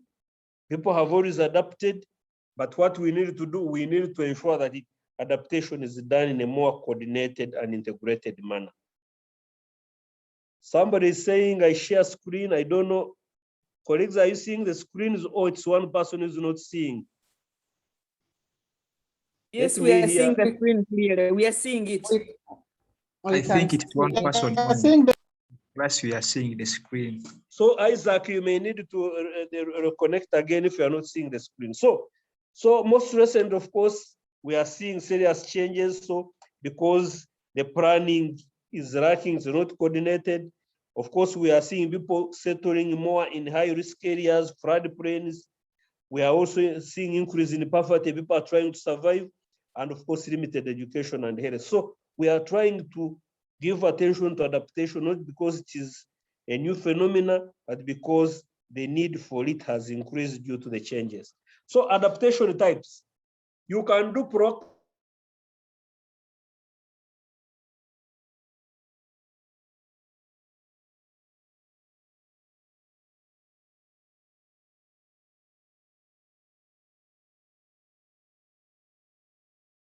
You do, for example, I want to plant trees. But so planting trees is important because you need trees, you need it for firewood, you need it for building. But the trees will also help to help you deal with climate change. The trees, for example, will help on mitigation, absorb the greenhouse gases, but also they can help to reduce on the flooding. So in a situation like that, planting trees becomes a no-regret measure. We need to restore wetlands, whether there's climate change or not, because wetlands are stores of water, they filter the water, they support the various fauna and flora. So restoring a wetland is a no-regret measure. Harvesting water, we need to harvest water anyway, whether there's climate change or not. So that proactive adaptation, those actions, and when you look at what we are doing within the catchment-based approach, we are actually implementing proactive adaptation. We are not waiting for the problem to happen. We are saying whether the problem is there or not, we need these and they need to be put in place. That's why we have strategic planning and also incremental implementation as we run, as we get the lessons and as we get the resources. There's of course the autonomous adaptation, which is ad hoc, where you do something, again, because you want to respond to an issue, and you keep adding, you keep increasing as resources increase, as you get experience, as you get the data. And in some of the situations right now, when we have been dealing with flooding, we have been doing ad hoc. You run, but you don't have time to prepare. But we really need to ensure that we have proactive adaptation so that we are not caught off guard. And of course, we need rational decision making, where we have to take decisions or hard and soft solutions. Sometimes we have to put hard infrastructure, sometimes we have to put soft infrastructure, but we need a combination of this, and all of this can be identified through the planning process. Next. So adaptation chain, when you are going to adapt, the starting point is try to prevent the disaster from happening. When it has happened, at least find a way of improving the resilience, at least so that you live with it. And then you prepare. For example, if it becomes much, you prepare and see how you can actually Either you free, you get people, you evacuate people and all of that.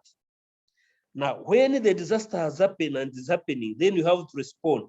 That's where then you respond by either getting people out or protecting people, putting their embankments, but that is done when the event is happening. Then obviously when it has happened, then you have to put in place measures to recover from that, the impacts of those disasters. So priority, prevent. If you can't, try to see how you live with it. And once it has happened, you have to pull up the strings and the pieces and try to recover. So developing an adaptation strategy, I think Robert talked about that. The starting point, of course, you need to have an enabling policy, legal and institutional framework for you to implement an adaptation strategy. You have to understand vulnerabilities, you need information, you need impact assessment, vulnerability assessment. And then when you prepare your strategy, you have to put in place measures that are going to help you deal with address the challenges you are facing. And then, of course, you need financial resources to implement those measures. And as you implement, you keep evaluating and you improve as you go. Next. So, very first, when you are developing an adaptation strategy, assess current vulnerabilities, assess future climate risks, formulate an adaptation strategy, put in place a monitoring evaluation framework, and keep reviewing. Engage stakeholders. I think Robert stressed that. Very, very important. Stakeholders at the heart of really developing and implementing adaptation strategy. And of course, look at the capacity and try to put in place measures to improve their capacity. Next. So in integrated water resources management, the process, of course, now deals with water. So you assess the status of water resources, and that's what we do in the catchment management planning. You look at the objectives for individual water resources, predict the trends, how climate change is going to affect the availability of water resources now and in the future. Assessment of risks for the projects that have already been taken. Specify measures for those projects that are at risk. How are you going to deal with them? Then you monitor the impacts and keep adjusting as you move. Next. So again, you can do adaptation with new investments. If you are planning new investments, if you have already investments that are ongoing and they are under operation, if you are doing major rehabilitation, or if you are modifying the way you are managing the resource, but also when you are introducing new technology. So adaptation can be done at any time and at any level, depending on what you are dealing with. Next. And of course, when we are looking at adaptation on a project, the objectives have to be defined. You have to have a team that is going to do this work. And of course, you have to have information and also have a project that is going to help you implement your adaptation measures. Next. So let's jump this, continue. We'll share these. So challenges sometimes you face when you are developing an adaptation plan and implementing it. Sometimes insufficient monitoring and observation systems, you don't have information that will enable you to predict and what is going to happen in the future. Lack of basic information really to plan with. Sometimes you have settlements in vulnerable areas. What do you do? As we are having right now, people are settled in the areas where they are not supposed to be. Of course, appropriate political, technological, and institutional frameworks, sometimes they are not there. The political environment is not conducive, and also the institutions are not there. Then lack of capacity and low incomes of the people. So while you may have an adaptation strategy, sometimes you may have challenges implementing it, or sometimes have challenges to develop a robust adaptation strategy just because of limited information and data. Next. So adaptation capacity, again, as we mentioned in Africa, our adaptation capacity is very low. And the adaptation capacity is dependent on economic resources. You know, as a country, our economic resources are limited, so our capacity is very low. Human resources, again, we have human resources, but we're not tuned to address the problem. Information and skills, sometimes information is not available. The skills to deal with climate change are limited. Technology, early warning systems, for example, are limited. the institutions we have,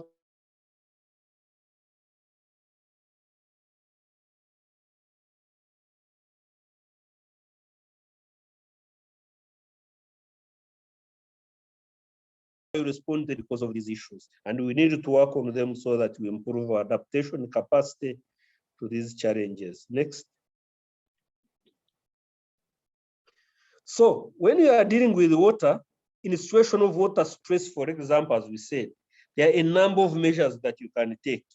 Water pricing, you can increase the price of water so that you limit the way people are using water. It is done, for example, in electricity. That's why a number of us are using charcoal and you don't want to cook with electricity. That's part of demand management. So the situation of water scarcity, make the cost of water high so that people think before they even turn on the tap. There could be seasonal water rationing. We can also reduce wastage, increase capture and storage of surface runoff. Again, we're talking about harvesting water from roads. In situation where water is limited, we have to think differently. Reuse and recycle wastewater, desalination of seawater. For example, we have saline water in crater lakes and all of that. It is costly, but it's an option. Then, of course, focusing on using underground water and rainwater harvesting from the roofs, from the rock, from the road, and so forth. So in the situation of water scarcity, we have to change our mindset and do things differently. In the situation of water quality risks, yes, again, improving drainage systems, upgrading or standardizing treatment plants, better monitoring, and special measures during high precipitation events. So again, what is clearly being highlighted here is we cannot continue doing things in the same way. We have to change. Next. So again, adaptation at different levels. You can adapt. Continue. You can adapt at international level, the transboundary level, where you have treaties and agreements. For example, within the East African community, we have climate change agreements, climate change policy, climate change frameworks. But at the national level, we have water laws, we have environment laws. Now recently, we have a climate change law, we have policies. So, and we'll go down, then you have to have plans. That's why we talk about water resource, integrated water resources management plans, catchment management plans at that level. So adaptation can be done at different levels, but it is most effective at the lowest level where the problem is occurring. And for us, that's the catchment, that's the basin, that's the water management zone. Next. So next, continue, go back. So water everywhere, yes. What do we do? But you have water everywhere, but you have no drop to drink. Next. Now you have information, but you can't use it because either the information is not readily available, it is not good quality. Next. And of course, it cannot help you to think and do your work. Next. So we need information. We need climate information. We need sector information. We need physical information. We need economic information. And I think Robert put it right. Next. So in conclusion, adaptation to the present climate variability and extreme events forms the basis for reducing vulnerability of future climate. If we can adapt to the current challenges, whether it is variability or climate change, then we are well prepared to adapt to future challenges. And of course, we have to develop adaptation strategies within our development context. We want to get one developed in USA and we want to develop here, it has to bear our local context, our local capacities, practices, and norms. Adaptation happens at all levels within society, at national, regional, local, community, and individual. So we can adapt as an individual, we can adapt as a household and a community. And adaptation process is as important as adaptation strategy itself. So again, when we are thinking about adaptation, let's not look at it as something that is for government, it is for all of us. Thank you very much. And let me now open the floor for comments. Again, sorry that we are not doing well with the time. Any comments? You can put up your hands and we go through this very fast.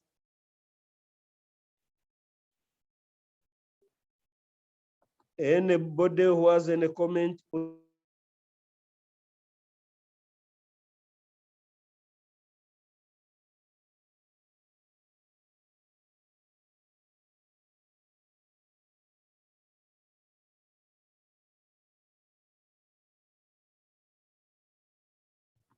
based on your experience, if there's anything you want to supplement, you can raise it just for just 2 minutes. We go through this.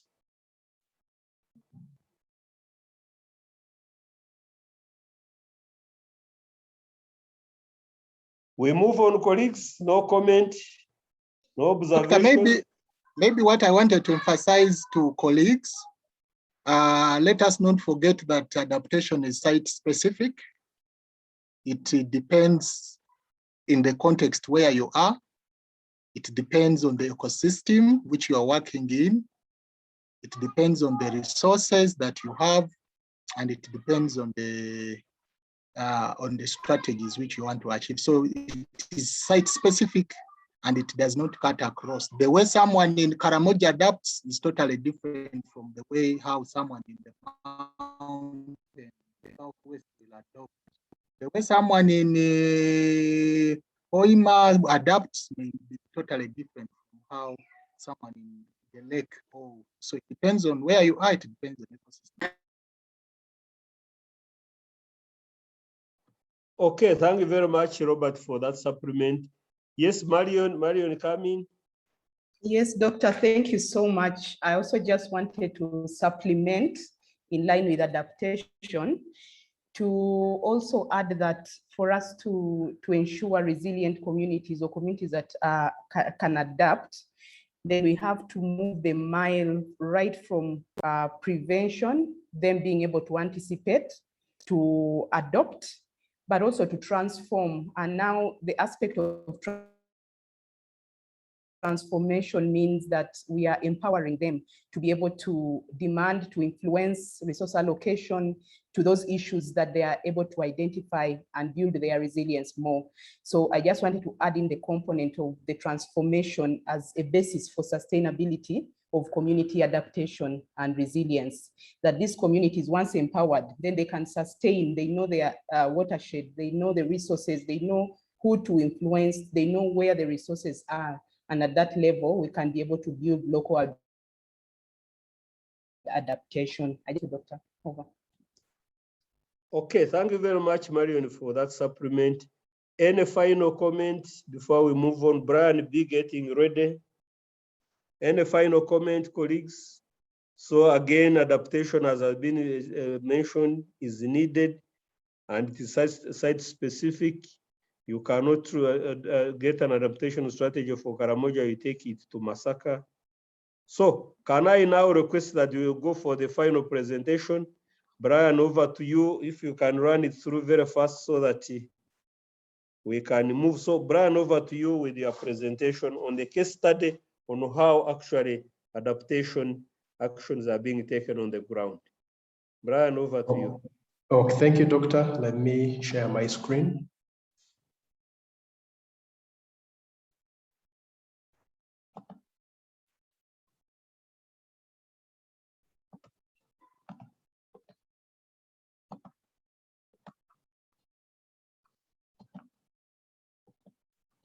Good afternoon, everyone. So I'll take you through an experience sharing on Iwrm as a tool for integrating climate change adaptation and community managed disaster risk reduction in the Albert Water Management Zone. My name, I'm Dr. Guma Brian Emmanuel, the team leader of the Albert Water Management Zone. As part of the background presentation outline, I'll take you through a background and of course give more detail of the catchment-based water resources management processes. And then we shall have a case study on River Mupuku. What are the challenges that we found out on River Mupuku? And then some of the implementation of catchment-based water resources management on River Mupuku. And what are the lessons that have been drawn from there? As part of the background, the Albert Water Management Zone is part of the 4 water management zones that were delineated on 4 hydrological basins. We have Albert, we have Victoria, we have Choga, we have Upper Nile. And in more specific, Albert stretches all the way from Waise up to Weramule, from Nyoya up to Kabali. So all the flood waters that occur in Waise go into Lake Albert. That is how the science is. And the Albert Water Management Zone cuts across over 44 districts, and these keep on multiplying every financial year. And then it's also within the most ecologically sensitive area. It has Ramsar sites. So with all these, they're actually prone to climate change. We have the Rwenzori's mountain, which is the Ramsar site. So with the climate change, the impacts that would be local would be actually heavily manifested in very pristine areas like the Rwenzori's. As part of the catchment process, of course, knowing a catchment during the development of a catchment management plan, as my colleague Robert had actually mentioned, you need to know your knowledge base. You need to actually go to the ground and then understand. You can collect literature about the area. So this is part of building the knowledge base, trying to have that kind of information beforehand of what the characteristics of that place are. And then, of course, the second step, which is the water resources planning, whereby you collect both the surface water and groundwater. You look through the data and also do projections. So it is through this that you actually know how much of the water is within your catchment, both surface water and groundwater. However, you cannot do this minus participation of the stakeholders. So you need to consult all the stakeholders so that it's more of a bottom-up approach. Water resources management through catchment-based water resources greatly champions the bottom-up approach, whereby the actual water users are involved in the management of the water resource. And this actually, having collated all this information, just gives us a framework of catchment water planning. And with this, we also have the options and scenario analysis, whereby also now we do kind of modeling, we do the climate proofing, and all this helps into the development of a catchment management plan, and of which this catchment management plan goes into the implementation phase. And of course, the implementation phase is heavily guided by a lean committee, what we call a catchment management committee, that is a small spectrum of the broad stakeholders within the catchment, where we have the politicians, we have the actual water users, we have the NGOs, we also have the youth representative on the catchment management committee. So it cuts across all the particular sects within the stakeholders. So for my case study, I'll be looking at Mobuku catchment. Mobuku catchment is part of the Rwenzori Mountains, originates from the Rwenzori Mountains, and this has not been spared of the global climate change. As what Muhammad had actually echoed is on the temperature rise from the pre-industry, that was about 1895 to, for the industries were set, there's been a global temperature increase of 1 degree to 2.5 as per the projection up to 2060. And this will actually lead to impacts of climate change locally, as Dr. Robert had also alluded to, that impacts of climate change may be local. So with the Mobuku catchment, it has an approximate area of 266 kilometers squared to drains into Lake George, and also has one of the highest population growth rates, which is 5.5% per annum, which is high compared to the country average country's global the country growth rate, which is 3.3. The area receives a bimodal rainfall pattern, but however, during the rainy season, it's now too much, and also during the dry season, there's also little water. So as part of the challenges in the Mobuku catchment, all these were pinpointed from the developed catchment management plan. In the upstream, this is, if I'm to use the river stages, this is the youthful stage of the river system. We have a lot of the boulders and sediment transport. This is almost at the foothills of Mount Rwenzori. When it rains, that place usually floods. So there are a lot of boulders that are going downstream because of the gradient.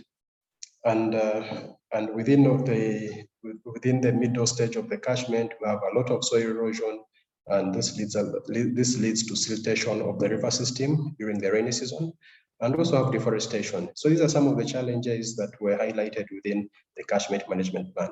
And then in the downstream part of the river system, here we have a lot of flooding. So all this is now in the old stage of the river. So downstream, we have a lot of flooding. All the waters that come from the Rwenzori's flood the downstream communities, that is in Karusandara. And all these are manifestation of the global climate change, and though the impacts are local, so during the wet season, we have a lot of water that actually causes the flooding, and during the dry season, there's almost little water within the river system. So in the downstream, we also have siltation of the gardens. So during the wet season, farmers usually actually cry because their gardens usually get silted. And however, during the dry and wet season, we also have the competing water users, because in the dry season, there's almost little or no water. And now there's a lot of conflict because the water users within the river system are very many. We have the hydropower plants, we have the farmers who want to divert the water away to their gardens. So we find these competing users actually they're going to create a lot of conflict. And if not averted with time, this can actually lead to more disastrous conflicts in future. So how has implementation of catchment-based water resources management aided to alleviate some of the disasters through adaptation? That's a picture showing in Karusandara. This is more to the downstream part of the river. This is actually during the dry season, where there's almost little or no water in the river system. And now the communities were actually going up to the river bank, carrying out degradation up close to the river bank, trying to even get water for irrigation, yet there's no water within the river system during the dry season. So these are some of the effects of climate change. However, during the wet season, there's a lot of flooding. There's a lot of water within the Moboko catchment. And that shows the gardens actually being flooded for a simple stream during the dry season and turns into a very big river during the wet season. So these are impacts of variable climate within the Moboko catchment. And of course, as part of catchment-based water resource management, we believe in a bottom-up approach. We have to consult the stakeholders. We have to get their views. Before we impose any solution, this should be a heavily consultative process. And then we actually sensitize the users on riverbank demarcation, and they actually bought into the idea of demarcating the riverbank. It is more of a consultative process, and agreed with them. Of course, the law is there, it's very clear. We need to have over 30 meters of the river buffer zone untouched. So, but now this is more of a bottom-up approach. We want the communities to actually police themselves. In case the ministry is not around, in case there's no police, at least the communities should be able to police themselves. So this is through a consultative process where we involve the communities and they decided to demarcate the riverbank. So we also supplied fertilization. Of course, now we have to supply them some seedlings of the bamboo. And that picture shows where the local communities in areas where there were cattle. So they had to fence it off with barbed wire, where we're going to carry out the intervention. These were 30 meters away from the riverbank. And of course, we also had some challenges. After planting the first fruit, a flood came and actually spoiled some of the tree seedlings, some of the bamboo shoots that were actually supplied to the communities. But with Iwrm, you don't have to give up on your initiatives. So this is almost after 1 year, whereby now the riverbank had stabilized, the communities had been sensitized, and there was bamboo growth on the riverine. So that's also another picture that shows stabilized riverbank and the bamboo that has actually colonized the whole area. So through this sensitization of the communities, they actually came to know that flooding within the area had been minimized. So they were now trying to adapt to impacts of climate change by carrying out the riverbank stabilization, as well as the bamboo that was heavily, first of all, stabilizing the rivers, but also reducing on the siltation of the gardens. And of course, as we do acknowledge, Iwrm is a participatory approach, and it's not a closed-ended, it's a cycle. So this is one of the community members trying to explain some of the issues that how bamboo growth has actually helped them in stabilizing the riverbanks, but has also reduced the impacts of flooding, the severity of flooding within their homesteads in Karusandara.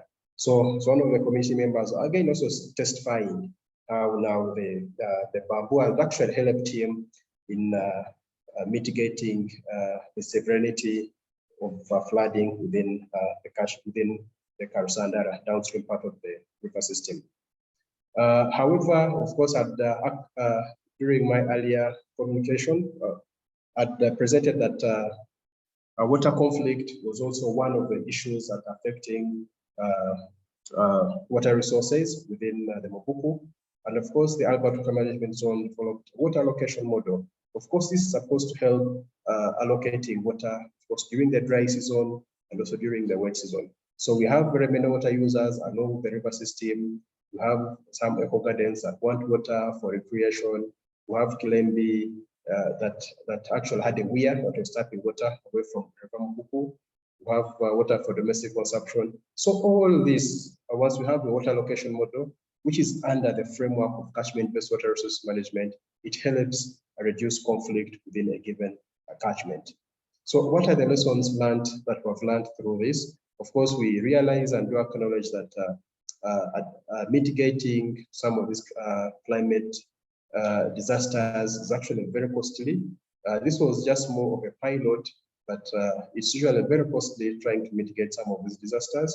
And then we also have very high community expectations, as well as the shift in the labor force from the urban centers to the urban centers. So most times when we are at the local villages, usually don't have the manpower that's actually supposed to be pushing the implementation of some of these adaptation measures, because they usually require hard labor. And most times, most of the youth have actually gone for softer pastures. That's a picture of River Nyamwamba. That's also part of the Rwenzoris, showing, of course, during the wet season, there usually very high volumes and flooding within the river system. So we do acknowledge that now the frequency of flooding within all the river systems originating from the Rwenzoris has actually increased. So as part of the adaptation practice in the communities living downstream, bamboo planting along the river banks has actually helped to reduce the severity on impacts of flooding. So thank you so much for listening in. And that was my experience sharing in the Albert Water Management Zone. Thank you very much, Dr. Brian Guma, for that sharing. Colleagues, this marks the end of the presentation. So I want us to start by getting comments on this presentation before we get to the final comments. And we are going to finish in not more than 10 minutes. So bear with us. Let's try to wind up together. So bear with us for the next 10 minutes. So any comments on this presentation? Any comment, colleagues?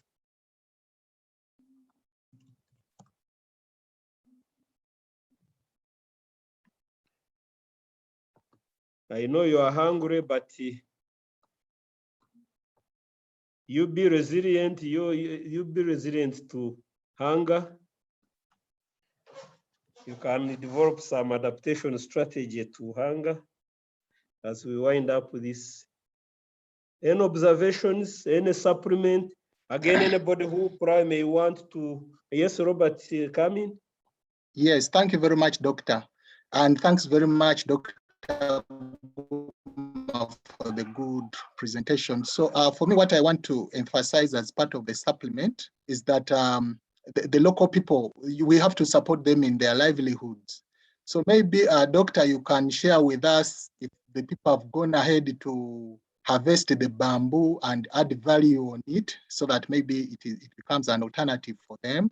And whether they have reached the stage of planting much more bamboo and then maybe trying to support them now to get other livelihood activities with the bamboo. Thank you. Otherwise, it is good intervention and thanks. Okay, maybe Dr. Brian, you can comment on that as others come on board. Thank you so much, Robert. We actually greatly do acknowledge now we need to take this to another phase. And as Dr. Calist mentioned earlier, through the business incubation, how to attract the youth. We are giving them more of a resource, that is the bamboo, but now how do we add value? So we intend to train some of these youth, see how they can harvest some of this bamboo sustainably and also add value. There's somewhere, actually I was seeing online, there's a Ugandan who sells a bamboo framed bicycle at $1,000. And he said his market is actually not in Uganda. He sells his frames abroad and they give him the money. So now we need to change people's mentality. Of course, it's a process, it's a gradual process that we need to work these people with. And of course, we need the experts to actually train some of these host communities, how they can add value, some of these interventions, such as the bamboo. Thank you very much, I submit. Okay, thank you very much. Any other comment, any other sharing before we move on? I know a number of you have done a lot of work on the ground. Anybody who would want to hear basically from various parts of the world, various parts of the country. Anybody who is doing similar work to what Dr. Brian has presented, that you maybe in 1 or 2 minutes you could just highlight what you have learned, your experiences on the ground.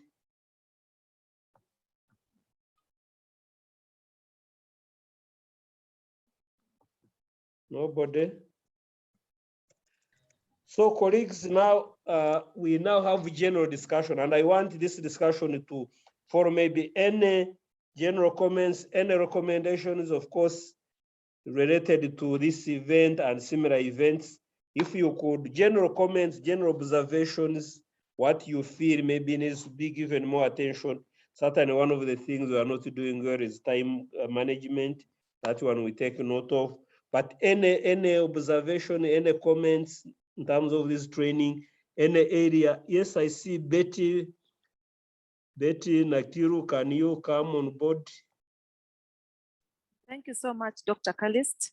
And I am Betty Flora Nakiru, the project manager for Weltunga Ilfe Lokere project in Moroto.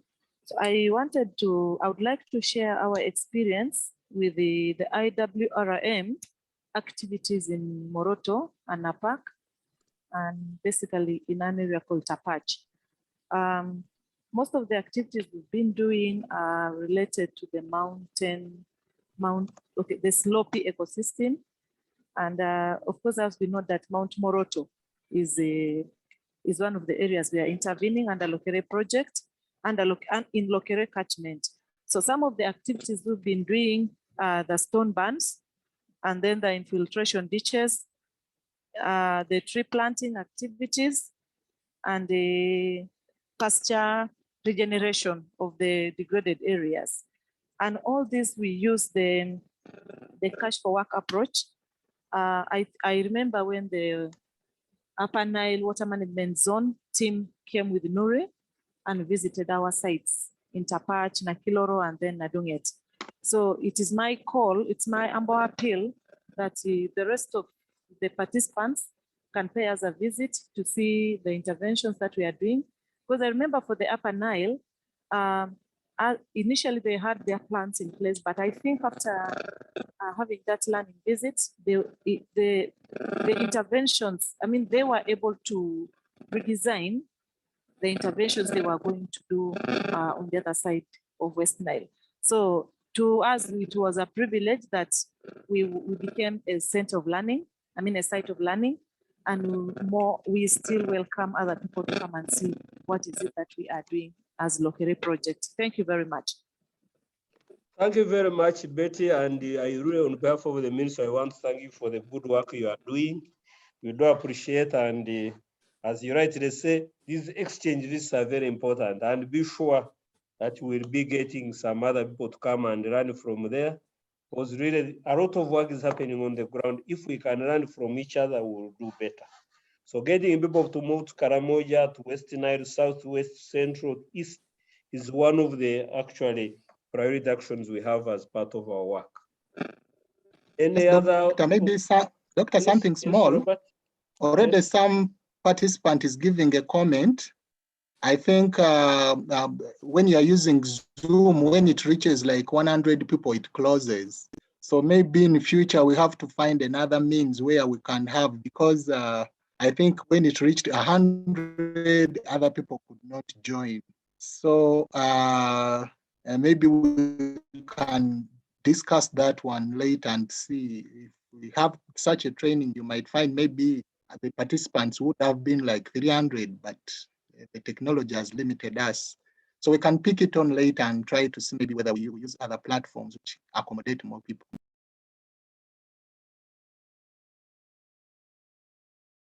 For raising it, Francis, maybe just let us know.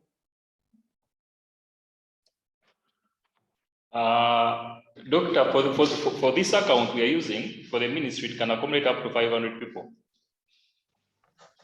So what do you think would have happened? No, I don't think it just reached 100 and it closes. It doesn't. Because the last training we had, we went up to like 150 participants using the same account. Okay, so I think, Francis, you take note of that. I think it's an observation that has been made. Certainly, we actually have an opportunity to go up to 500.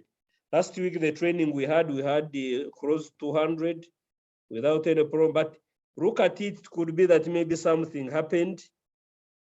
So Francis, take note of that, but really, we would want to have as many people as possible. But Francis, being his area, is going to look at it and see.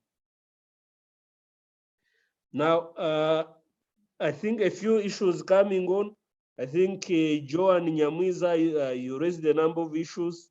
One of them is sand mining along river banks, an issue in the catchments, and how are the water management zones responding. Yes, sand mining is a very, very big issue. Again, this is being addressed through, for example, riverbank protection, and even part of the activities being done to plant bamboo is also to protect the riverbanks so that people cannot destroy them. But it's a very big issue, and we are trying to find alternatives to the people who are involved in sand mining. So again, as has been mentioned, if people don't have alternative sources of income, sometimes it may be difficult to manage them. We're already embarking on some work around River Nyamwamba, where we have a big component of livelihood improvement, and we want to get people to be introduced to other sources of income so that they can stop degrading some of these resources. And I know some of you are already part of this process. Dr. Brian, there is Grace from Kigezi Diocese, says, thank you for the experience sharing. How was community participation in that arrangement? Brian, maybe you can, I see you have responded, but you can respond for the benefit of everybody, Dr. Brian. Thank you very much, Dr. Calist. First of all, there was a very common problem. The communities were almost rock bottom, and this was a result of continuous flooding of their gardens. So during the rainy season, most of the communities would actually shift away. So when we came in with an intervention of trying to reduce the impacts of flooding of their gardens as well as their households, they were so much into this participation. So they actually, when we also gave them, sensitized them on the current laws and regulations, they were actually, most of them knew their land ownership stops at the river. So when we sensitized them that 30 meters away from this river is actually a buffer zone, and you're not supposed to cultivate up the river.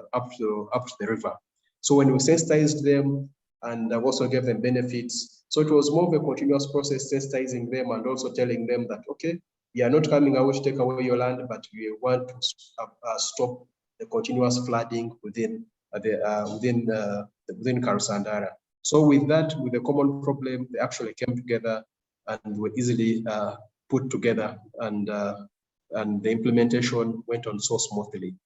So it was through that continuous sensitization on the essence of having the buffer zone fully protected. I submit. Thank you. Okay, thank you very much, Dr. Brad. Now there are a few questions, and I am going to request Robert. One of them is, what are the modalities of encouraging people to do rainwater harvesting amidst the threat of climate change? There is another one which was talking about, let me see. So Robert, be taking note of that. Again, based on your experience, how practical, Dadino has said, how practical is it to capture the runoff water on a large scale in this region? As suggested in previous presentation by Dr. Karis, it could help in water availability and periods of scarcity. So Robert, you talk to that, and then a few others, I respond on how one can access bamboo and what is being done around Lake Wamara. So Robert, you can respond to that as we bring this meeting. Very much. Thank you very much, Doctor. What is very, very important for us to know when we are doing rainwater harvesting, it is very, very important for us to support our farmers so that they're able to harvest water on land. In most cases, most of our farming practices are not sustainable. Our farmers are not using the best soil and water conservation measures like stone bands, and other soil water conservation measures. This is the first step before even we look at the dams and the what. So for us as development partners, for us as government, for us as people who work with the local communities, please let us promote the sustainable soil and water conservation measures on farm. That is the biggest sink for us to harvest water. So that's when the farmers are doing the good soil and water conservation measures so that much of the water is harvested in the gardens. Then the second point for the excess water, we should encourage our people to harvest the water in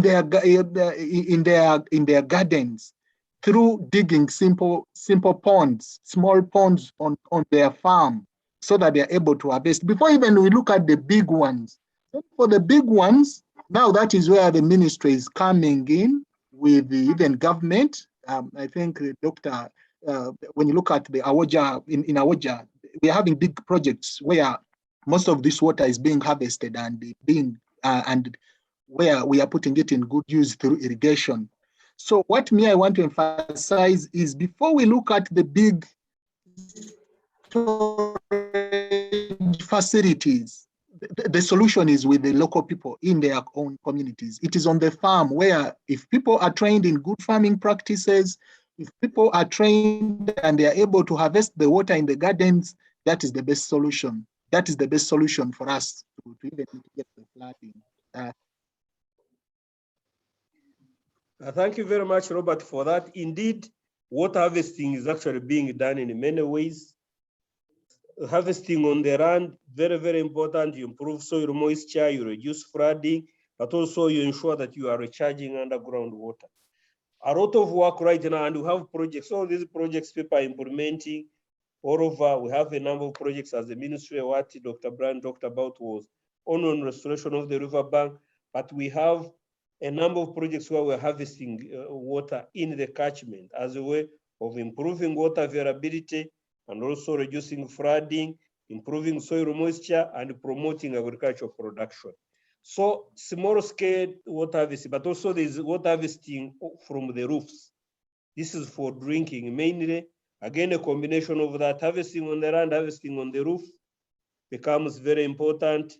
And then large water harvesting. Large water harvesting on dams. The ministry is right now constructing large dams and valley tanks. Again, we're harvesting water. So we want a combination of all of these measures so that we can harvest the water and ensure that water doesn't become a problem, but becomes an opportunity. And really that's basically what we are promoting. So as Robert has mentioned, and all of these are efforts actually to implement climate change adaptation and disaster risk reduction strategies, and as James wanted to know.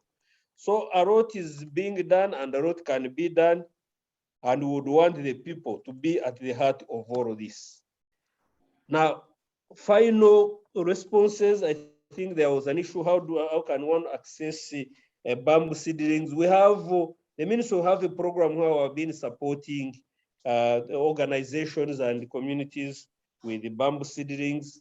A request is made to the ministry, and once the request is evaluated, then some seedlings can be provided. But we also have projects going on all over the country that are having a component of tree planting using bamboo, and we can collaborate in that arrangement. A number of partners we have here, IIR, CARE, and others are also having programs where they are supporting those activities. So there are many opportunities for getting this. So please get in touch with us, and we will be able to guide you on how best we can work together in this arrangement. We have on Katonga, we have a project on Wamara, Lake Wamara. Somebody wanted to know what is being done around Lake Wamara. We have a project that will be starting sometime early next year. We are in the final stages of getting funding from Adaptation to do similar work in Katonga Catchment. So once that starts, then we'll be able to do work. Maybe for the information of some of you, we signed a memorandum of understanding with the Buganda Kingdom about 2 weeks ago.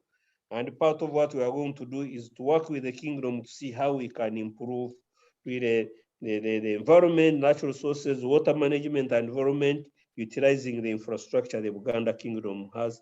And as we'll be working around Lake Wamara, we shall certainly collaborate with the Buganda Kingdom. Colleagues, I think we have stretched you long enough. We know. Yes? Doctor, I had Grace? raised my hand, you didn't pick me. Oh, sorry, Grace, about that. Yeah, go ahead. Yeah, thank you so much. I wanted to first of all thank you for all the presenters and the other presenters. There was a question on how do we roll out all these good initiatives countrywide? And I was thinking that we need to adapt or to adopt the language of climate change mainstreaming, DRR, and CCA in the current government planning and budgeting guidelines. For instance, I'm going to update the district implementation manual, which guides districts on utilizing the conditional grants and I think the U-gift for planning and budgeting. And I would like us, these days, the current language that is used by World Bank funded project is environment and social safeguards. So what do these mean or translate into this new language of environment and social safeguards? The DRR and CCA. I don't understand that. And I'm willing to interact with maybe the NGOs or maybe the Water Resource Institutes to see that we adapt the terminology and the work methods into the ongoing government planning and budgeting process. Districts are it's one way of ensuring that countrywide we utilize these new initiatives. Thank you so much. And maybe that same goes for ministry level planned interventions, because they also have to mainstream or utilize that language of environment and social safeguards. Thank you, Doctor. I hope you've understood me. Yes, I've understood you, Grace. Thank you very much for raising that. Yes, actually, right now we have been told to change whatever we are doing and integrate it in the current government planning process. Right now, Ministry of Finance has written the ministry to indicate how, for example, this catchment management planning process can be integrated in the parish model. We're already working on it. We have actually even been having a discussion with NUSAF. We are developing NUSAF for. So what you have talked about is very, very much appreciated. We cannot now continue working the way we have been working. We have to adopt the current government direction, but also whatever we do, we focus on job creation, improving incomes. So, but the issue of environmental and social safeguards is just one part of the whole picture. So environmental and social safeguards, yes, have to capture this, but for example, even when we are doing environmental and social safeguards under World Bank, even preparing source protection plans, adaptation plans are part. So I agree with you, Grace. You have some discussion. Marion is here. I'm sure Marion would be happy to provide her views. Robert would also be happy to provide his views, but also will come even a climate change department who have developed mainstreaming guidelines, Grace, for climate change, for environment and natural resources. So when we are updating the district implementation manual, capture the source protection again, guidelines, catchment planning guidelines. So let's engage and see how we can integrate all of this. Many guidelines, many frameworks that need to speak to each other. But thank you for raising that point, and it's very much appreciated. And I'm sure the teams will be happy to. So Marion already confirms the availability to provide input in there. Now, Mole Ayo said, how best can NGOs get in touch and work with government agencies in implementing these activities? NGO had not yet had access to funding to give capacity to this. One of the things we want to advise NGOs, we have networks that coordinate NGOs in water. We have WASNet, Uganda Water and Sanitation NGO network. We also have a network that coordinates NGOs in environment and natural resources, Environment Alert. You are supported better if you become part of that network. Supporting individual NGOs might be difficult. So if you would want to know how to join any of these, get in touch with us. Somebody wanted me to indicate my contacts. I've indicated in the chat. So there's an email and phone, but also you have the contacts of Francis and Gwendolyn that have been communicating with you. So you can get in touch with us and we can help you to link up with the coordinating organization. But still, we have regional offices. We have an office in Lira, we have an office in Mbale, an office in Moroto, office in Wakiso, an office in Fort Portal, office in Mbarara. So link up with our offices and you see how we can work together.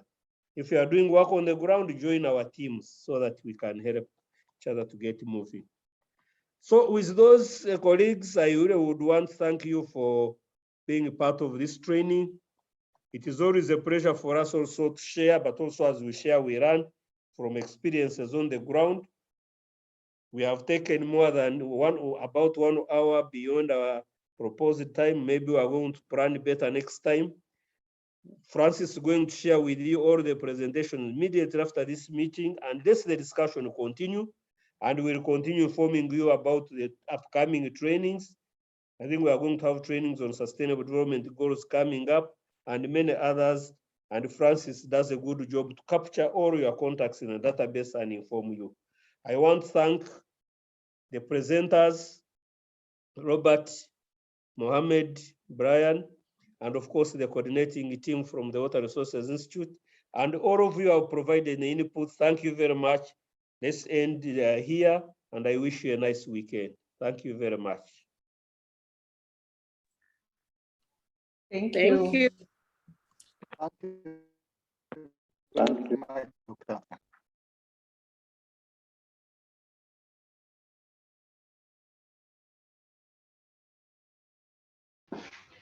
Bye-bye.